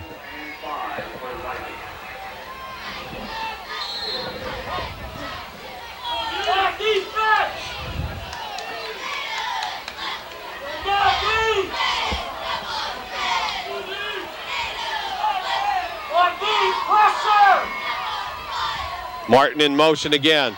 McGrory back to pass. Malakos cuffed with the rush. Incomplete pass. It'll be a 3rd down and 5. Tell you what, you take a look. Malakowski there and Cuffey putting some pressure on. Pressure makes a McCrory. difference, Wayne. I mean, yes, it does. That passing game doesn't look nearly as crisp and sharp when there's some pressure on the quarterback. But again, I'm questioning Central Catholic's idea of this long sprint out pass compared to what they were doing early. The short right? 3-step drop back, turn, and throw to the open guy. But again, you take a look at the second quarter. The end of the second quarter, the Tornadoes on defense put a lot of pressure on their passing. Some holding calls were being made, on their offensive team there. So it does make a difference. Big 3rd down play. McCrory tried to shovel pass, gets the pass away, being tackled, and close to a 1st down, but it will not be a 1st down. There's a case there. He's going down. I can't believe there was an lineman downfield past the line of scrimmage on that. 19 with the stop, Howard, but it'll be back on the other side of the line. 4th down and about 2 feet to go. If you're Central Catholic, I'd kick the ball here. I don't think they have a choice, and they are. They're going to punt. They have to. It's only a yard, but there's a lot of game left there. 3:09 in the third quarter still. They're going to do the right thing and kick the ball away. That was supposed to be a shovel pass to Howard. That's exactly and what it was. McCrory was smart enough to go back, drift back more, and try to get the ball back to Howard. He did. Snaps back to Williams. Kicks a bad kick this time. And it's going to bounce. Got a good bounce. Good roll, and we said that. Great kick now. Yep. Down to the 18-yard line. 1st down and 10, Red Tornadoes. Big Red offense now again under pressure. This is where the game's going to be won. You're up 15-10. No, you don't need any more points on the board. You can win the game that way, but you want to get the ball. You want to keep field position. You need to put a drive together. Well, what that drive did, the other thing was, number one, it gave them a little bit of self-esteem, built them up a little bit, but also it ate a lot of time off the clock in that third quarter. Out of the I formation. Goes to Veach. Tries it off the right side. Big hit on that side by number 52, or is it 62? 62, the defensive tackle, Ed Strauss. One of the matchups I've been watching, and you guys had hit on a little bit in the first half, one of the matchups to look at here, and I like Cardine. I think Cardine's a hard-nosed outside defensive linebacker football player, but I don't think that he can cover Paracella. I don't think he's got the speed. Now, he's the guy that comes out to cover. Now, you got 19 going to be the free safety in this deal. Sebas tries cutting it back, and that was a busted play all the way.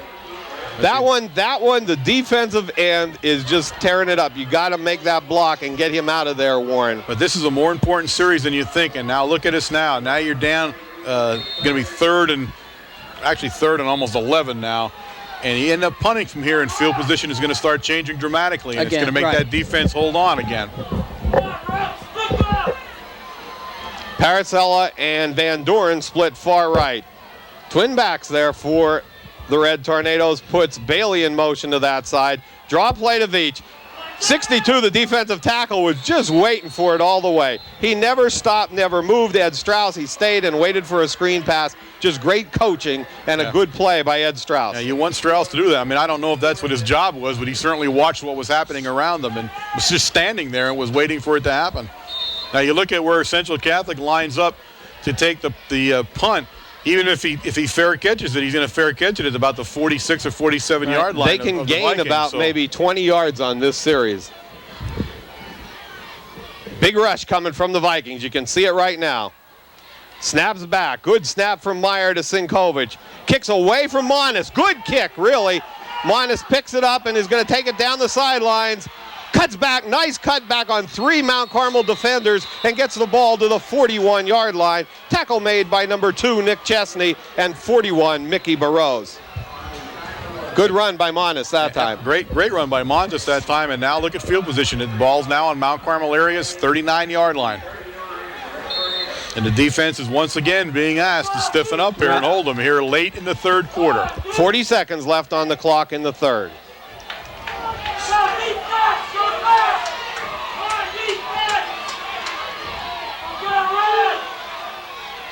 Martin goes in motion to the left. McGrory going to try to hit that Howard out of the backfield, and pressure now affecting McGrory a little bit, guys. Yep. Malakowski was in there, Jeff Evans. A lot of pressure now, and it does affect him on his throwing a little bit. That time his blocker got pushed back into him, and he then ended up having to throw over the blocker, and it's hard to lead a guy when you're doing that. And that's what happened. He got the ball just way out there, and he couldn't lead him anywhere. 37 seconds left on the clock in the third quarter. 15-10 Red Tornadoes. Central Catholic with the ball on the 39-yard line.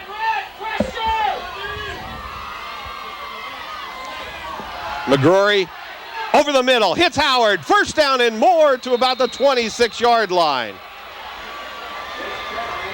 Good play that time by Central Catholic, really was. And that time, again, McGrory had enough time. He looked, and that's a play that I'm going to tell you what, it's going to be a nightmare when the films come out on those plays, because they're popping right over the middle and they're picking up, and there he picks up a first down. And again, it wasn't a rollout that time. It was just a straight there was the quick three drop. steps back.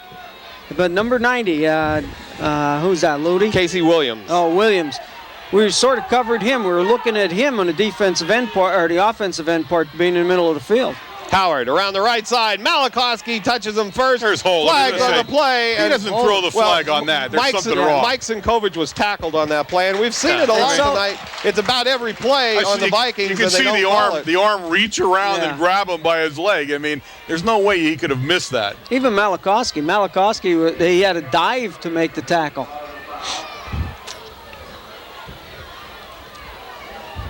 Allentown Central Catholic offensive line is struggling right now with Big Red's defense, and every team so far that we've seen has had that same problem.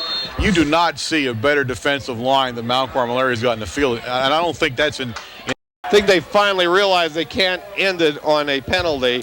I mean, I'll tell you what, the officials have struggled for it being two quality teams here. They have struggled a little bit tonight, Warren. They're trying to get the Central Catholic team back on the field. They think it's the quarter change. They're down in the huddle at the sideline there. There's going to be one more play. There is no time on the clock here in the third period. It shows 12 minutes in the fourth, but we're going to run one play here to end the third period now. Martin goes in motion. He's going to that side of the field. Has Monis on a beautiful comeback route.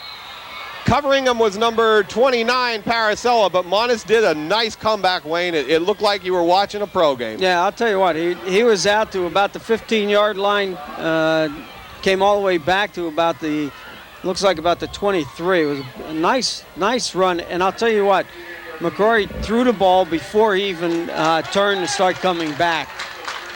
Now here at the quarter break, ladies and gentlemen, once again, it's my pleasure to tell you that you are watching WKMC TV, broadcasting directly from the campus at Mount Carmel Area High School on a microwave signal WLX267. We are an instructional fixed television service. You catch us on a Wednesday night, 8 p.m., channel 13 on the Service Electric cable system. And again, a big hello and welcome to all of those Allentown area people watching us tonight on Service Electric Super 2.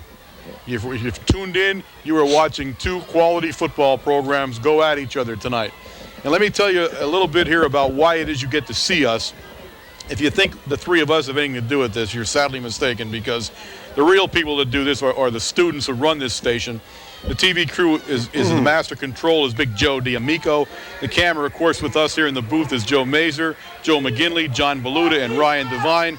Yearbook photography, of course, is our German exchange student, Matt Quimbach, and, of course, the director of this entire operation is, of course, the famous, now famous throughout Pennsylvania, George McPhee. Second down, 8 yards to go. Howard goes in motion to the right. McGrory back to pass. A lot of time. Looks over the middle. Malachowski with the rush. Now Sinkovich with the rush. Incomplete.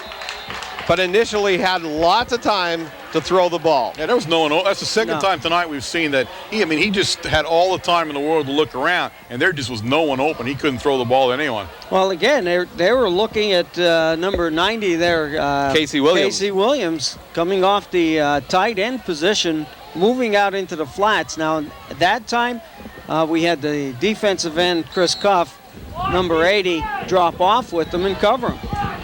3rd and 8. This is 2-down territory, remember, folks, for the Vikings. They will not be punting. Or they could go field goal. Yep. Howard in motion. Looks over the middle. Hits Martin. Close to a first down, but it'll be short by about a yard. Meyer and 47 Steve Sinkovich on the tackle. That was a great pass. Yes, it was. He was well covered, and he still put the ball in there. And in the middle of the field, right. You know. You have to give this quarterback credit. He has great poise in looking at all of his receivers, because he's hit just about everybody tonight. Okay, they're going on 4th and 1 here. Warren, you called it. Yeah, this is big play for Central Catholic here in the 4th quarter. Cheater backs to the left. You will think they're coming to the left side. They're going right. Howard, first down at about the 11-yard line.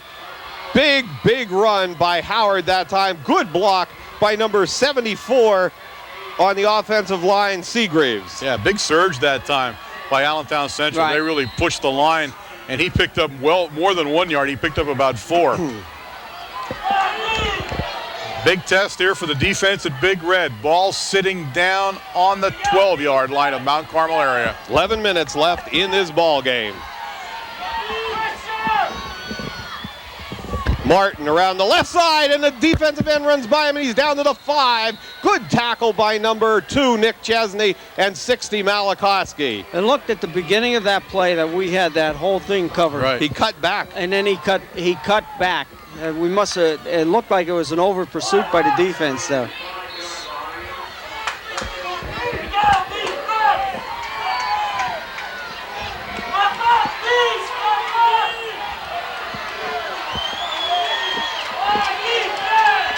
McCrory with Couples in the backfield. Gonna try to Couples up the middle. Dives off and not untouched. Touchdown, Vikings. What a great run by Couples. Big TD for the Vikings here in the 4th quarter. And, of course, that was probably the best-looking running play in the middle of the line of scrimmage they've had all night. They really did. Couples really ran hard. They sealed the hole for him. And now Big Red finds itself for the first time this season, ladies and gentlemen, trailing 16-15 with the extra point, and then we're waiting to see. They look like they're going to go for two. There it is. So you're going to see a 2-point conversion attempt from the Vikings. Score currently 16-15, remember. 1 point separates them. Couples again, the lone back. Looks like they'll try him again. Fake it. They're going to throw. Looks in the corner of the end zone, and Martin, good for 2. What a great play. Great play. Martin over there all by himself. Now, the key there, Martin was in motion the whole time, and nobody picked him up. Nobody looked at him in motion. Score at 18-15 now. 4th quarter. Ladies and gentlemen, this is everything we talked about and then some.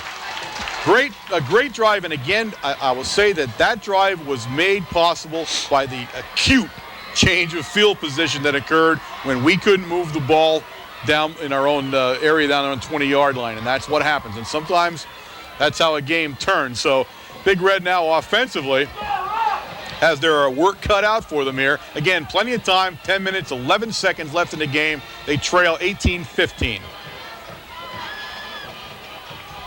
First time, I reiterate, this is the first time this season Mount Carmel Area High School has been behind in a football game. So we'll get a real look at how they test under pressure right now, folks. Number 4, John Yutt will kick off for Central Catholic Vikings.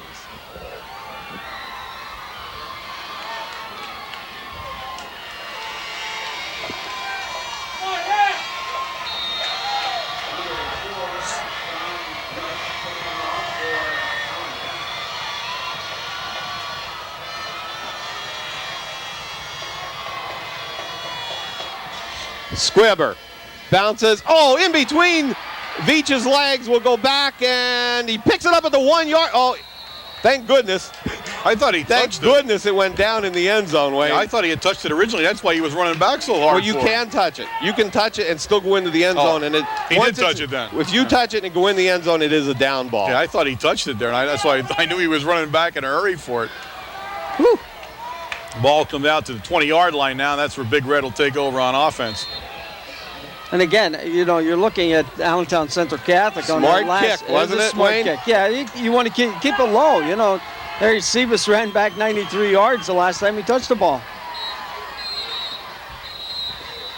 Timeout called by the Vikings. They had nobody covering Paracella out here on the right side.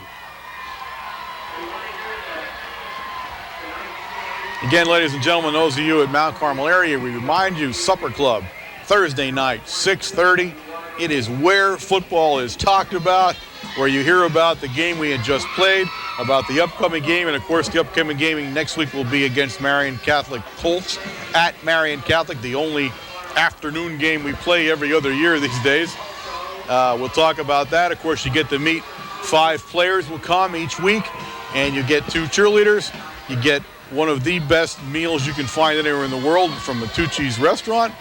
And it's just an all-around great time. You come at 6:30, you're out by 8 o'clock always, sometimes 20 to 8, it depends. So if you got an hour and 15 minutes to spare and you want to talk football, be there. Bailey goes in motion to the right. Quick pass to Bailey, and it bounced off the ground, and it'll be incomplete. And now you got to buckle your chin straps and get some first downs, Wayne. Well, definitely you have to, you're down there on your own 20-yard line. You got to move the ball a little bit. And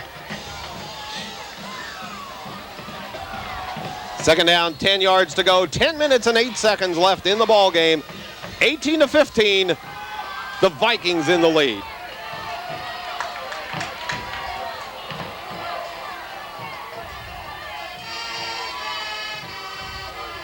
Sebas going to try it again, and this time they knew it was coming because number 80 hit the ball. Wait. It was like a slow motion play there. I wasn't sure what we were doing there. That's fool me one, don't fool me again. I thought something happened to play was dead, though. So did I. Kind of stopped and looked around there, but it did bounce, didn't it? I don't know. Okay. I'm not going to go on a limb on this one. We won't go on the limb. The ball's moved up now to Mount Carmel area's 27-yard line. It brings up a 3rd down and 4 yards to go. And well, the Vikings didn't complain about it. I just throwing as a I don't know. I just think it was a lateral. Yeah, just an odd play. Okay. 3rd down, 4 yards to go. Bailey goes in motion. Draw play to Veach. There's a hole, but it's not going to be a first down. Yeah, yes, it is. Yeah, first down, Red Tornadoes. Nice tackle made that time by number 74 getting up off the pile, which is James Seagraves.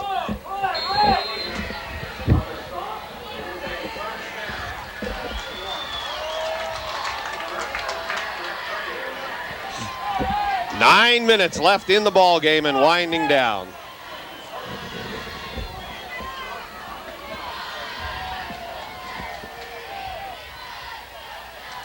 Quick pass to Chesney.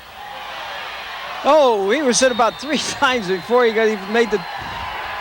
Unbelievable. 19 who had the cover, or Cardine had the coverage with him, I think but so. he was pulling on him all the way, wasn't he? Mount Carmel area now, 2nd and 10. From about the 32-yard line, Warren. Got to get a drive together here. Time now beginning to tick away. 8 minutes, 54 seconds here in the 4th quarter. a 3-point ball game, ladies and gentlemen. 18-15 in favor of the Allentown Central Catholic Vikings.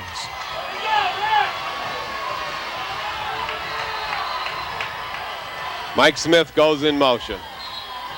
And that's going to be a legal procedure against the Red Tornadoes.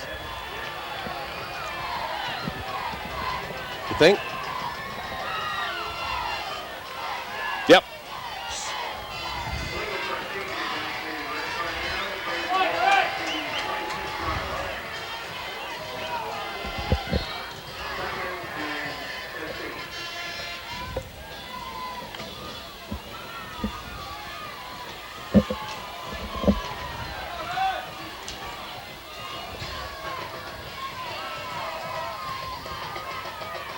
Van Doren goes in motion to the left. Sebas keeps the ball and goes nowhere. Big play made by number 74, Seagriz, and he just doing it. And both tackles, both defensive tackles were in on that play. 62, Ed Strauss, and 74, James Seagreaves.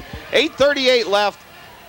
Third down and about 13 yards to go for the Red Tornadoes.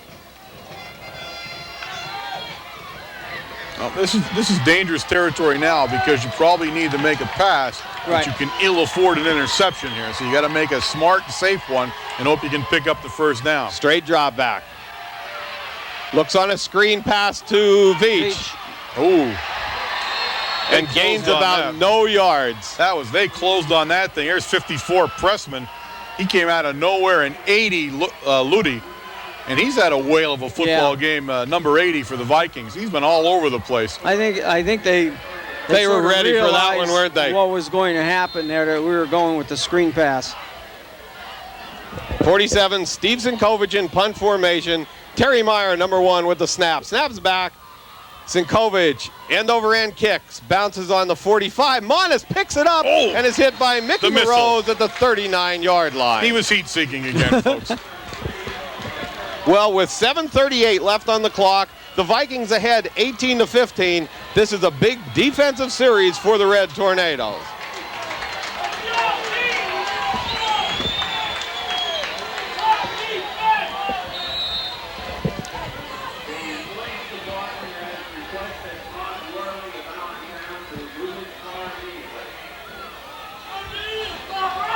McGrory sets his Vikings.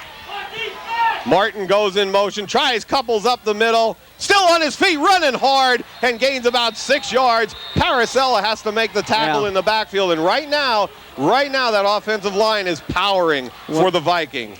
We're making the hits. We're making the initial hits on the line of scrimmage, but we're not wrapping the arms. That 220 pounds a couple is starting to wear on us a little bit now, too. And that's what a big guy brings to you. He'll start to wear on you after a while.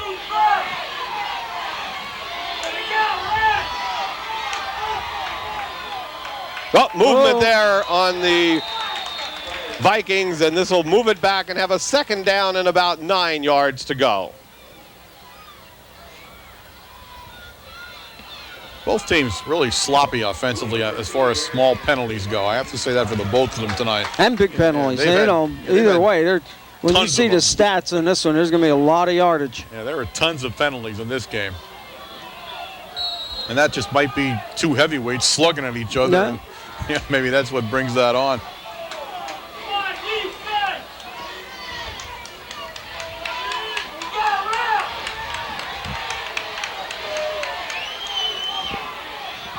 Howard in motion, couples up the middle.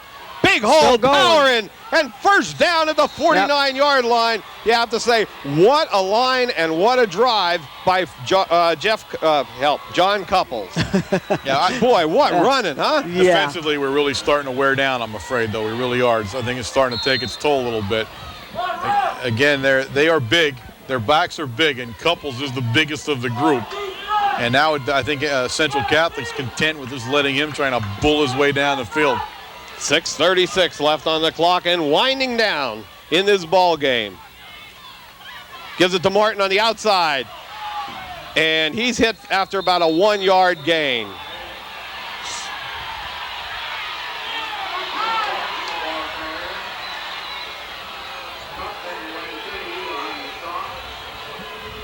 "6 minutes left in the ball game.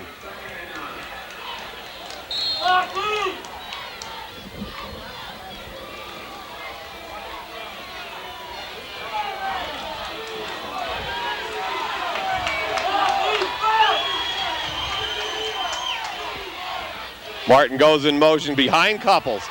Daukus has him for about a 1-yard loss. Helped out by number 1, Terry Meyer, and 47, Steve Sinkovich. Now, one thing they haven't been able to do tonight is get to the outside. No. You know, with Daukus and Goff, they're playing a very strong outside. You have Sinkovich coming over from the linebacker and Terry Meyer to fill in any gaps. I'm a little surprised they did this now. I mean, Right. the success was right there, Right in the smacking middle. at the middle. And now all of a sudden, out of nowhere, they decided to come around the end. And always the same end they try. I think you're going to see a pass here out of Central Catholic. McGrory back to pass. Looks out in the flat to Martin. In and out of his hands. Incomplete. 4th down. Punting situation for the Vikings.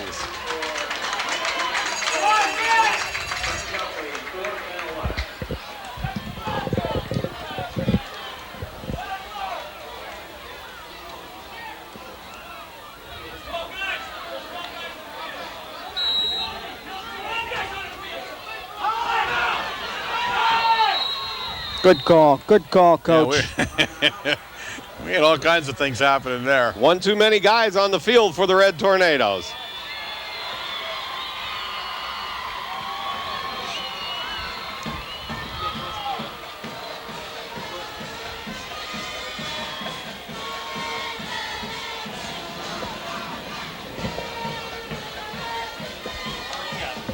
Okay, folks, I want to take a second here.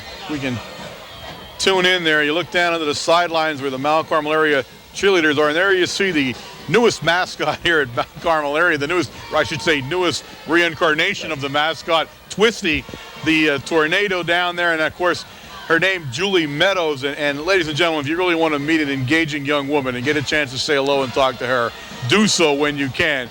She is really a great kid to talk with and really epitomizes spirit here at Mount Carmel area, marches down with the band and everything, and really is a great kid. And we just wanted to get a shot of her real quick while we had a chance here tonight. Number 90, Casey Williams in punt formation. Deep for the Red Tornadoes, number 5, Nick Sebas. They're going to try to back. block this. Fair catch called for by Sebas, and he takes it on the 10-yard line. We had a full block going there. We did. And the Vikings handled it pretty well, and he got the ball off. 4:52 left on the clock, and the Red Tornadoes deep in their own end zone, in their own territory, have 90 yards to go for a touchdown. Yeah, field position really changed around on us, and Mainly on some punts. yeah, and that's Right, that's that's what what happens. hurts. Right. This is it, really, here for Big Red. They, first of all, if nothing else, they need to move the ball. If they do have to punt, you don't want to give them the ball back in their own territory. So you got to get some movement here up the field. You guys see some double coverage on the receivers now. Sebas back to pass. Big rush. He's in the end zone. He gets back out of the end zone. Make sure there's no lineman downfield, which there was. So that was good by Sebas to get out and get about a 6-yard gain. 6 or 7 yard He could gain, not yep. throw, Wayne, anymore than Right. were linemen downfield.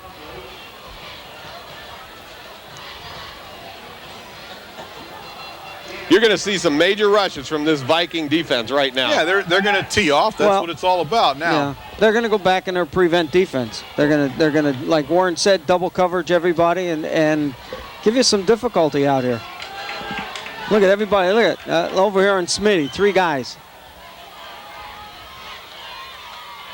Tries Veach up the middle. First down at about the 26-yard line.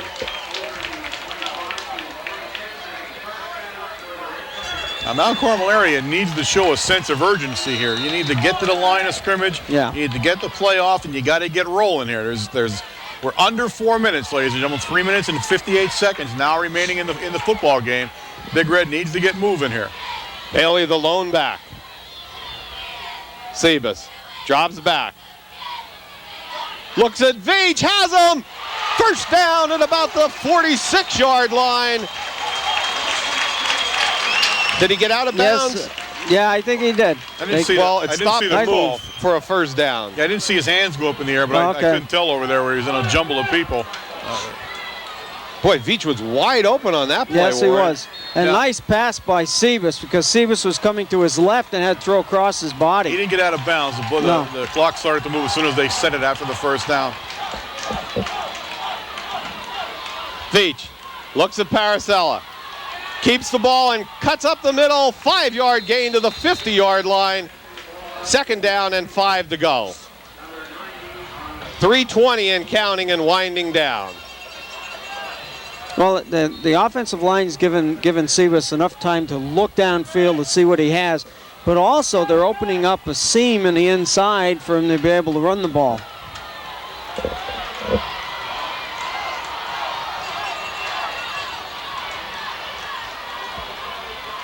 Looks like a blitz coming this time. Nope. They back off. Sebas keeps the ball, still spins, and gets back to the original line of scrimmage. 2:48 left on the clock. That time it just looked like the middle linebacker came in from the center of the Viking line, Wayne. Well, they're playing tough. You know, they're, like we said, they're back in their prevent. Their linebackers aren't going to move too far from their designated position because they know exactly what Sebas can do if he takes off. 3rd down, 8 yards to go.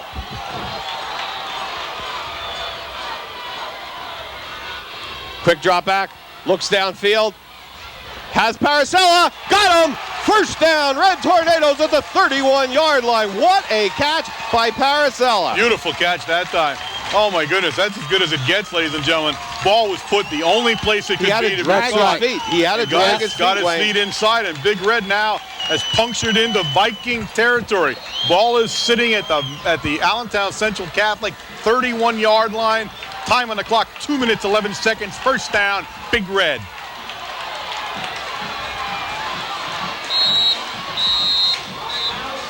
Timeout called by the Vikings, and there was a blitz coming on that play right there. I'll tell you what, gain. Sebas is lighting up the sky here in this 4th quarter, but Paracella's catch there, if you watch that on a replay, with Howard on his back, diving out of bounds to catch the ball.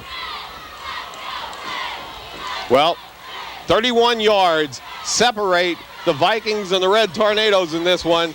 18-15, the Vikings in the lead. 2:11 left on the clock, Warren. This is football. Yeah. I mean, this is everything you want in a high school football game. 2 just great football teams slugged it out the entire evening, and it comes right down to the last couple of minutes of the 4th quarter. You got 2 minutes, 11 seconds remaining in the game. Mount Carmel area on a drive. The Vikings doing everything they can to stop it. And I'll tell you what, it's just high school football at its best, and we're glad to be here, and we're glad all of you people are getting to watch this thing. See if they don't blitz on this play. Here they come. Sebas rolls, looks at Cuff, intercepted. Cuffy out of Cuff's hands and into the hands of number 90, Casey Williams. Bounced right out of his hands. Bounced right out of Chris Cuff's hands, and this one will be more or less over with the Vikings here. That's about as freak as you can absolutely ever get it. Cuff was the dump off guy. He was the safety valve because they knew the blitz was coming, and there's really not a whole lot you could do about that either way. It just who was the interception? I didn't see who did that, but that Casey was Williams. Yeah. Williams had great presence of mind to see the ball pop, and it popped right at him into his hand. But Mount Carmel area now. Time really gets them. In particular, if even Vikings punt, it's going to put them deep again. Howard, the ball carrier, and he's stopped by Malachowski at the 35-yard line. Timeout called by the Red Tornadoes. 2 minutes and 2 seconds left on the clock. Well, an unfortunate incident for the Red Tornadoes, but a great play by Casey Williams, the left defensive end for the Vikings. Yeah, and that's just heads-up football, though. You can't say enough about that guy. He was in the right place at the right time, but he also got the ball. I mean, a lot of guys would have just panicked on that one. So nice play that time. And again, we said this earlier on in the game. You saw some great skill people here, and Allentown Central Catholic certainly has skill people. They really do. Some guys have really, stood up to the challenge here tonight. Mount Carmel area defense is everything you could possibly ask for, and then some, as always. offensively, we struggled against a great defensive team. You know what I mean? That's what happens. We told you in the beginning they were going to be quick, and they were everything we thought about quick and then some. And they were, as now, after you see them, straight up in person, they were head and shoulders quick above the last 4 teams we've seen. So really amazing though, how well they ran that tight end pass. That was in the first half they hurt the defense, right? In the second half we covered it. We changed it, but what are you going to do? Second down, 11 yards to go. Martin going to try couples up the middle, and that one's stuffed by 54 Jeff Evans. The dog. That's the dog saying he has the ball. The dog saying all right. 1:53 and the clock winding down. Third down and 12. And I think the Red Tornadoes might have one timeout left. They only have one left because they got one burned in the third quarter there.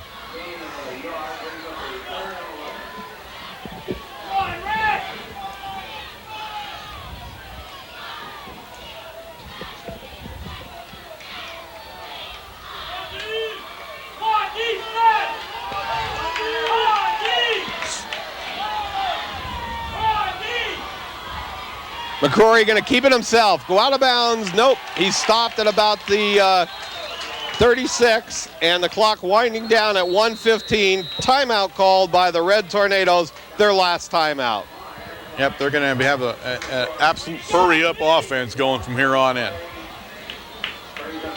They will get the ball back, though, ladies and gentlemen, with about a minute, 14 seconds on the clock, and that's what they're going to have to try to win this football game.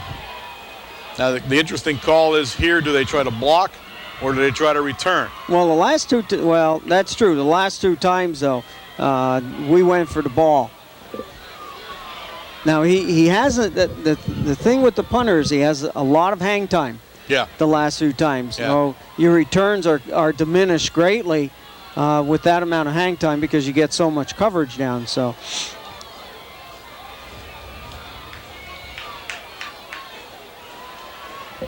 1:14 left on the clock. 18-15. What a game. What a game. One of the top AAA schools in the state of Pennsylvania against a top AA school.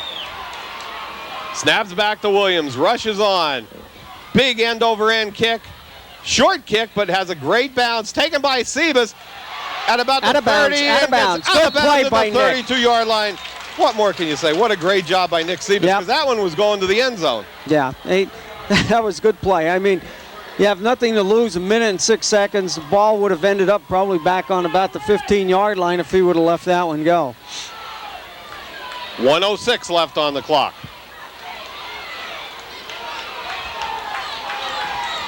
Well, I'll tell you one thing, nobody's left the stadium. No. I'll say that. You get your full money's worth out of this one right till the end of the game. Sebas fakes the handoff, rolls to his right. Oh, big rush by Kraus, and he's down at the 29-yard line by number 62 in there, Ed Strauss. Got to get back to the line of scrimmage, folks. 50 seconds. Time beginning to burn away from them as they go, and they're going to have 1 play here, or 2 at the most. 2 plays. Sebas, big rush by Casey Williams. Holding right there. And Sebas still inbounds at the 25. Clock winding down, 23 seconds. And 1 more play left.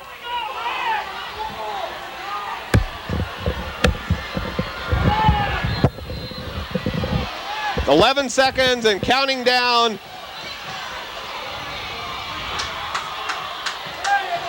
And a timeout called by the official. Oh, he called it at about 13 seconds. And the clock's now at 7 seconds. What did he call it for, though? Why would he call timeout? No idea. He's like reading his book, his little card there now.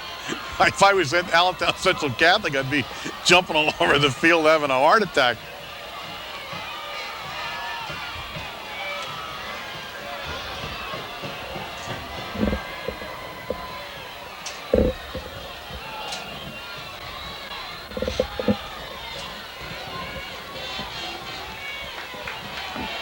One play left. We're not going to really know the reason for this, to tell you the truth. I don't know if they know the reason. He wants 20 seconds on the clock.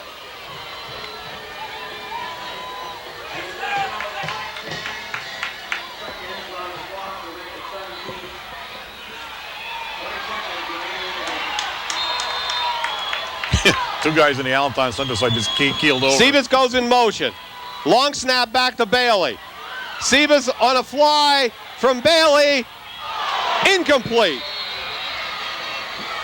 That was a tricky play. Oh, yeah. Sebas went in motion from his quarterback spot. You don't see that very often either. That's a nice play.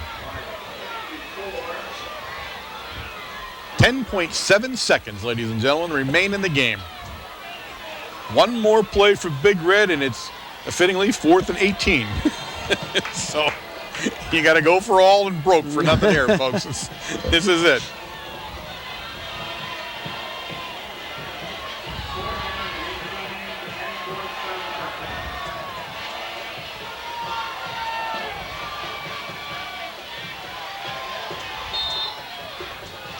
Sebas again goes in motion.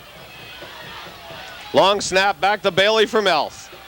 Bailey looking over here at Veach, and he's interfered with, and that's the ball game. Nope, 5 seconds left on the clock. Oh, yeah, but it's the ball game because that was fourth down. Fourth down, right. That's why I said that. Mount Carmel area arguing, but it's what are you going to do? There's not much you can talk about there. They turn the ball over. Allentown Central Catholic will have to run one play off with 5.7 seconds left. And that, ladies and gentlemen, is the ball game. Mount Carmel area will drop its first game of the season. They will fall to 4-1. Allentown Central Catholic will improve to 4-1. And Allentown Central Catholic has proven that they are one of the top AAA schools in the state of Pennsylvania right now. I would not want to be teams on their schedule weighing down the line for the rest of the season. You're talking about their first loss at the beginning of the season. It was the last play of the game. Yeah. It was sort of a fluke loss for them, and you can see why. They're just a top quality team. That's the ball game. The final score: the Vikings 18, the Red Tornadoes 15.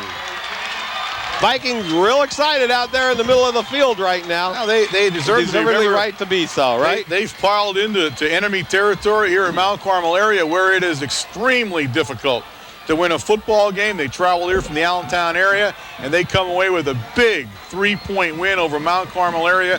Our hats are off to the Vikings of Allentown Central Catholic, folks. And we from here at Mount Carmel wish them well in the rest of their schedule. Absolutely. And probably we expect to see them in the state playoff somewhere, and we'll be watching you down there, get to see how they do in that, and we enjoyed having them here.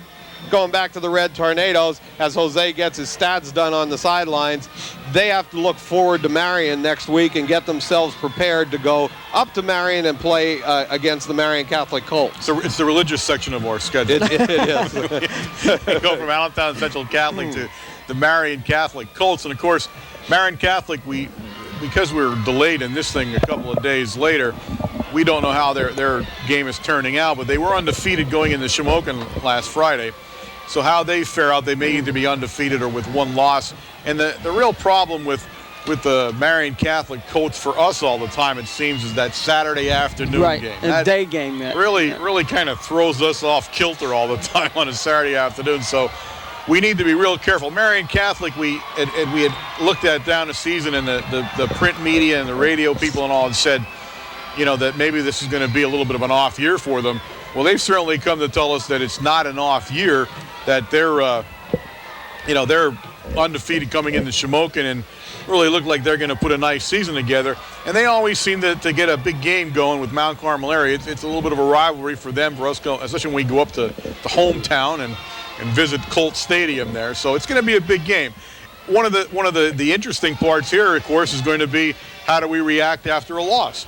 Here you got your first loss. Now it's to a AAA team, so it doesn't hurt us a whole lot, okay? But still, a loss is a loss. And if you're an athlete here at Mount Carmel area, it's stinging right now. So you got to put that behind you. You got to regroup yourself.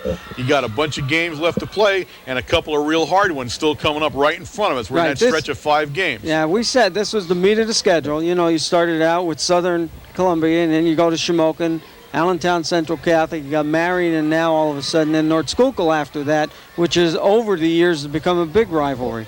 Jose's on the sideline with some halftime or final game stats. Jose, I wish it was only halftime, Bob. right? They won't let us turn it back, Jose. We tried. Hey, you guys, I hope you didn't lose sight of the fact that this is one heck of a football game. Oh, we didn't. You know, you can put it up there with Carlisle, Dallas, McDevitt. You know, Pottsville 32-28. We just happened to be on the wrong end, but it was one great football game. And the stats show it. 11 first downs, Mount Carmel. 11 first downs, Allentown Central Catholic. Mount Carmel, 236 yards total offense. Central Catholic, 217 yards total offense. I mean, it was just a great game. Mount Carmel rushing 31 attempts for 133 yards. Passing 7 of 15 for 103. Individually, Johnny Veach, 14 for 73. Nick Sebas, 15 for 35. Al Bailey, 6 for 17. Receiving, Josh Paracella, 3 for 57. John Veach, 3 for 22. Nick Chesney, 1 for 24. Total, like I said, of 236 yards. For Allentown Central Catholic, 34 rushes for 83 yards. Defensive team we're still up there. We've given 177 yards in 5 games. Still a great performance by the defensive football team. Passing 15 of 23 for 134 yards. Total 217, 11 first downs. I'm sorry I didn't get a chance to do their individual stuff. It's just a little quick at the end of the game. Only Whitey's 4th loss at Mount Carmel in 6 years. I don't think it's anything to be ashamed of. This game counts. It's going to do a great deal for us later on down the road. I don't think we're going to face a tougher team the rest of the season, obviously, and this was ours to take. Great job. Yeah, we have no complaints, Jose. We talked about it throughout the game, and we saw 2 great football teams knock helmets right to the last seconds of a football game. And what are you going to say? There's a winner and there's a loser in every game. We happen to be the losing side of it, but we can walk off this field knowing we played a good football team, and we played a good football game. Absolutely. You know, it wasn't like we had a horrible game or we shot ourselves or anything like that. We just played a good football game, and we got beat by a team that was just excellent tonight. They were a real good football team. You can tell the caliber of competition they play up there. You know, you can't judge it by the scores all the time, but AAA, they're bigger, they bring more people. But we were in this football game, and it was ours to win. And it's just it's a shame we had to lose it, but I don't want to count us that as a loss. This is a great opportunity for us for the rest of the season. Right. It doesn't affect Mount Carmel as much as it would have affected Allentown Central Catholic had they lost. Yeah, 2 losses could have put them out of it. Well, in particular with Blue Mountain doing what they're doing in AAA this year, and probably Allentown Central Catholic playing a lot harder schedule than what Blue Mountain is. But the bottom line is Blue Mountain goes undefeated. Allentown Central Catholic finishes with 2 or 3 losses. They have a rough time making the district playoffs. You're right. You're right. So good for Allentown Central Catholic Vikings. Like I said, we enjoyed having Super 2 be part of Super 2 and broadcast this game to them. Yep. Great game, guys. Great. And of course, we're all stars now in Allentown for at least 20 minutes.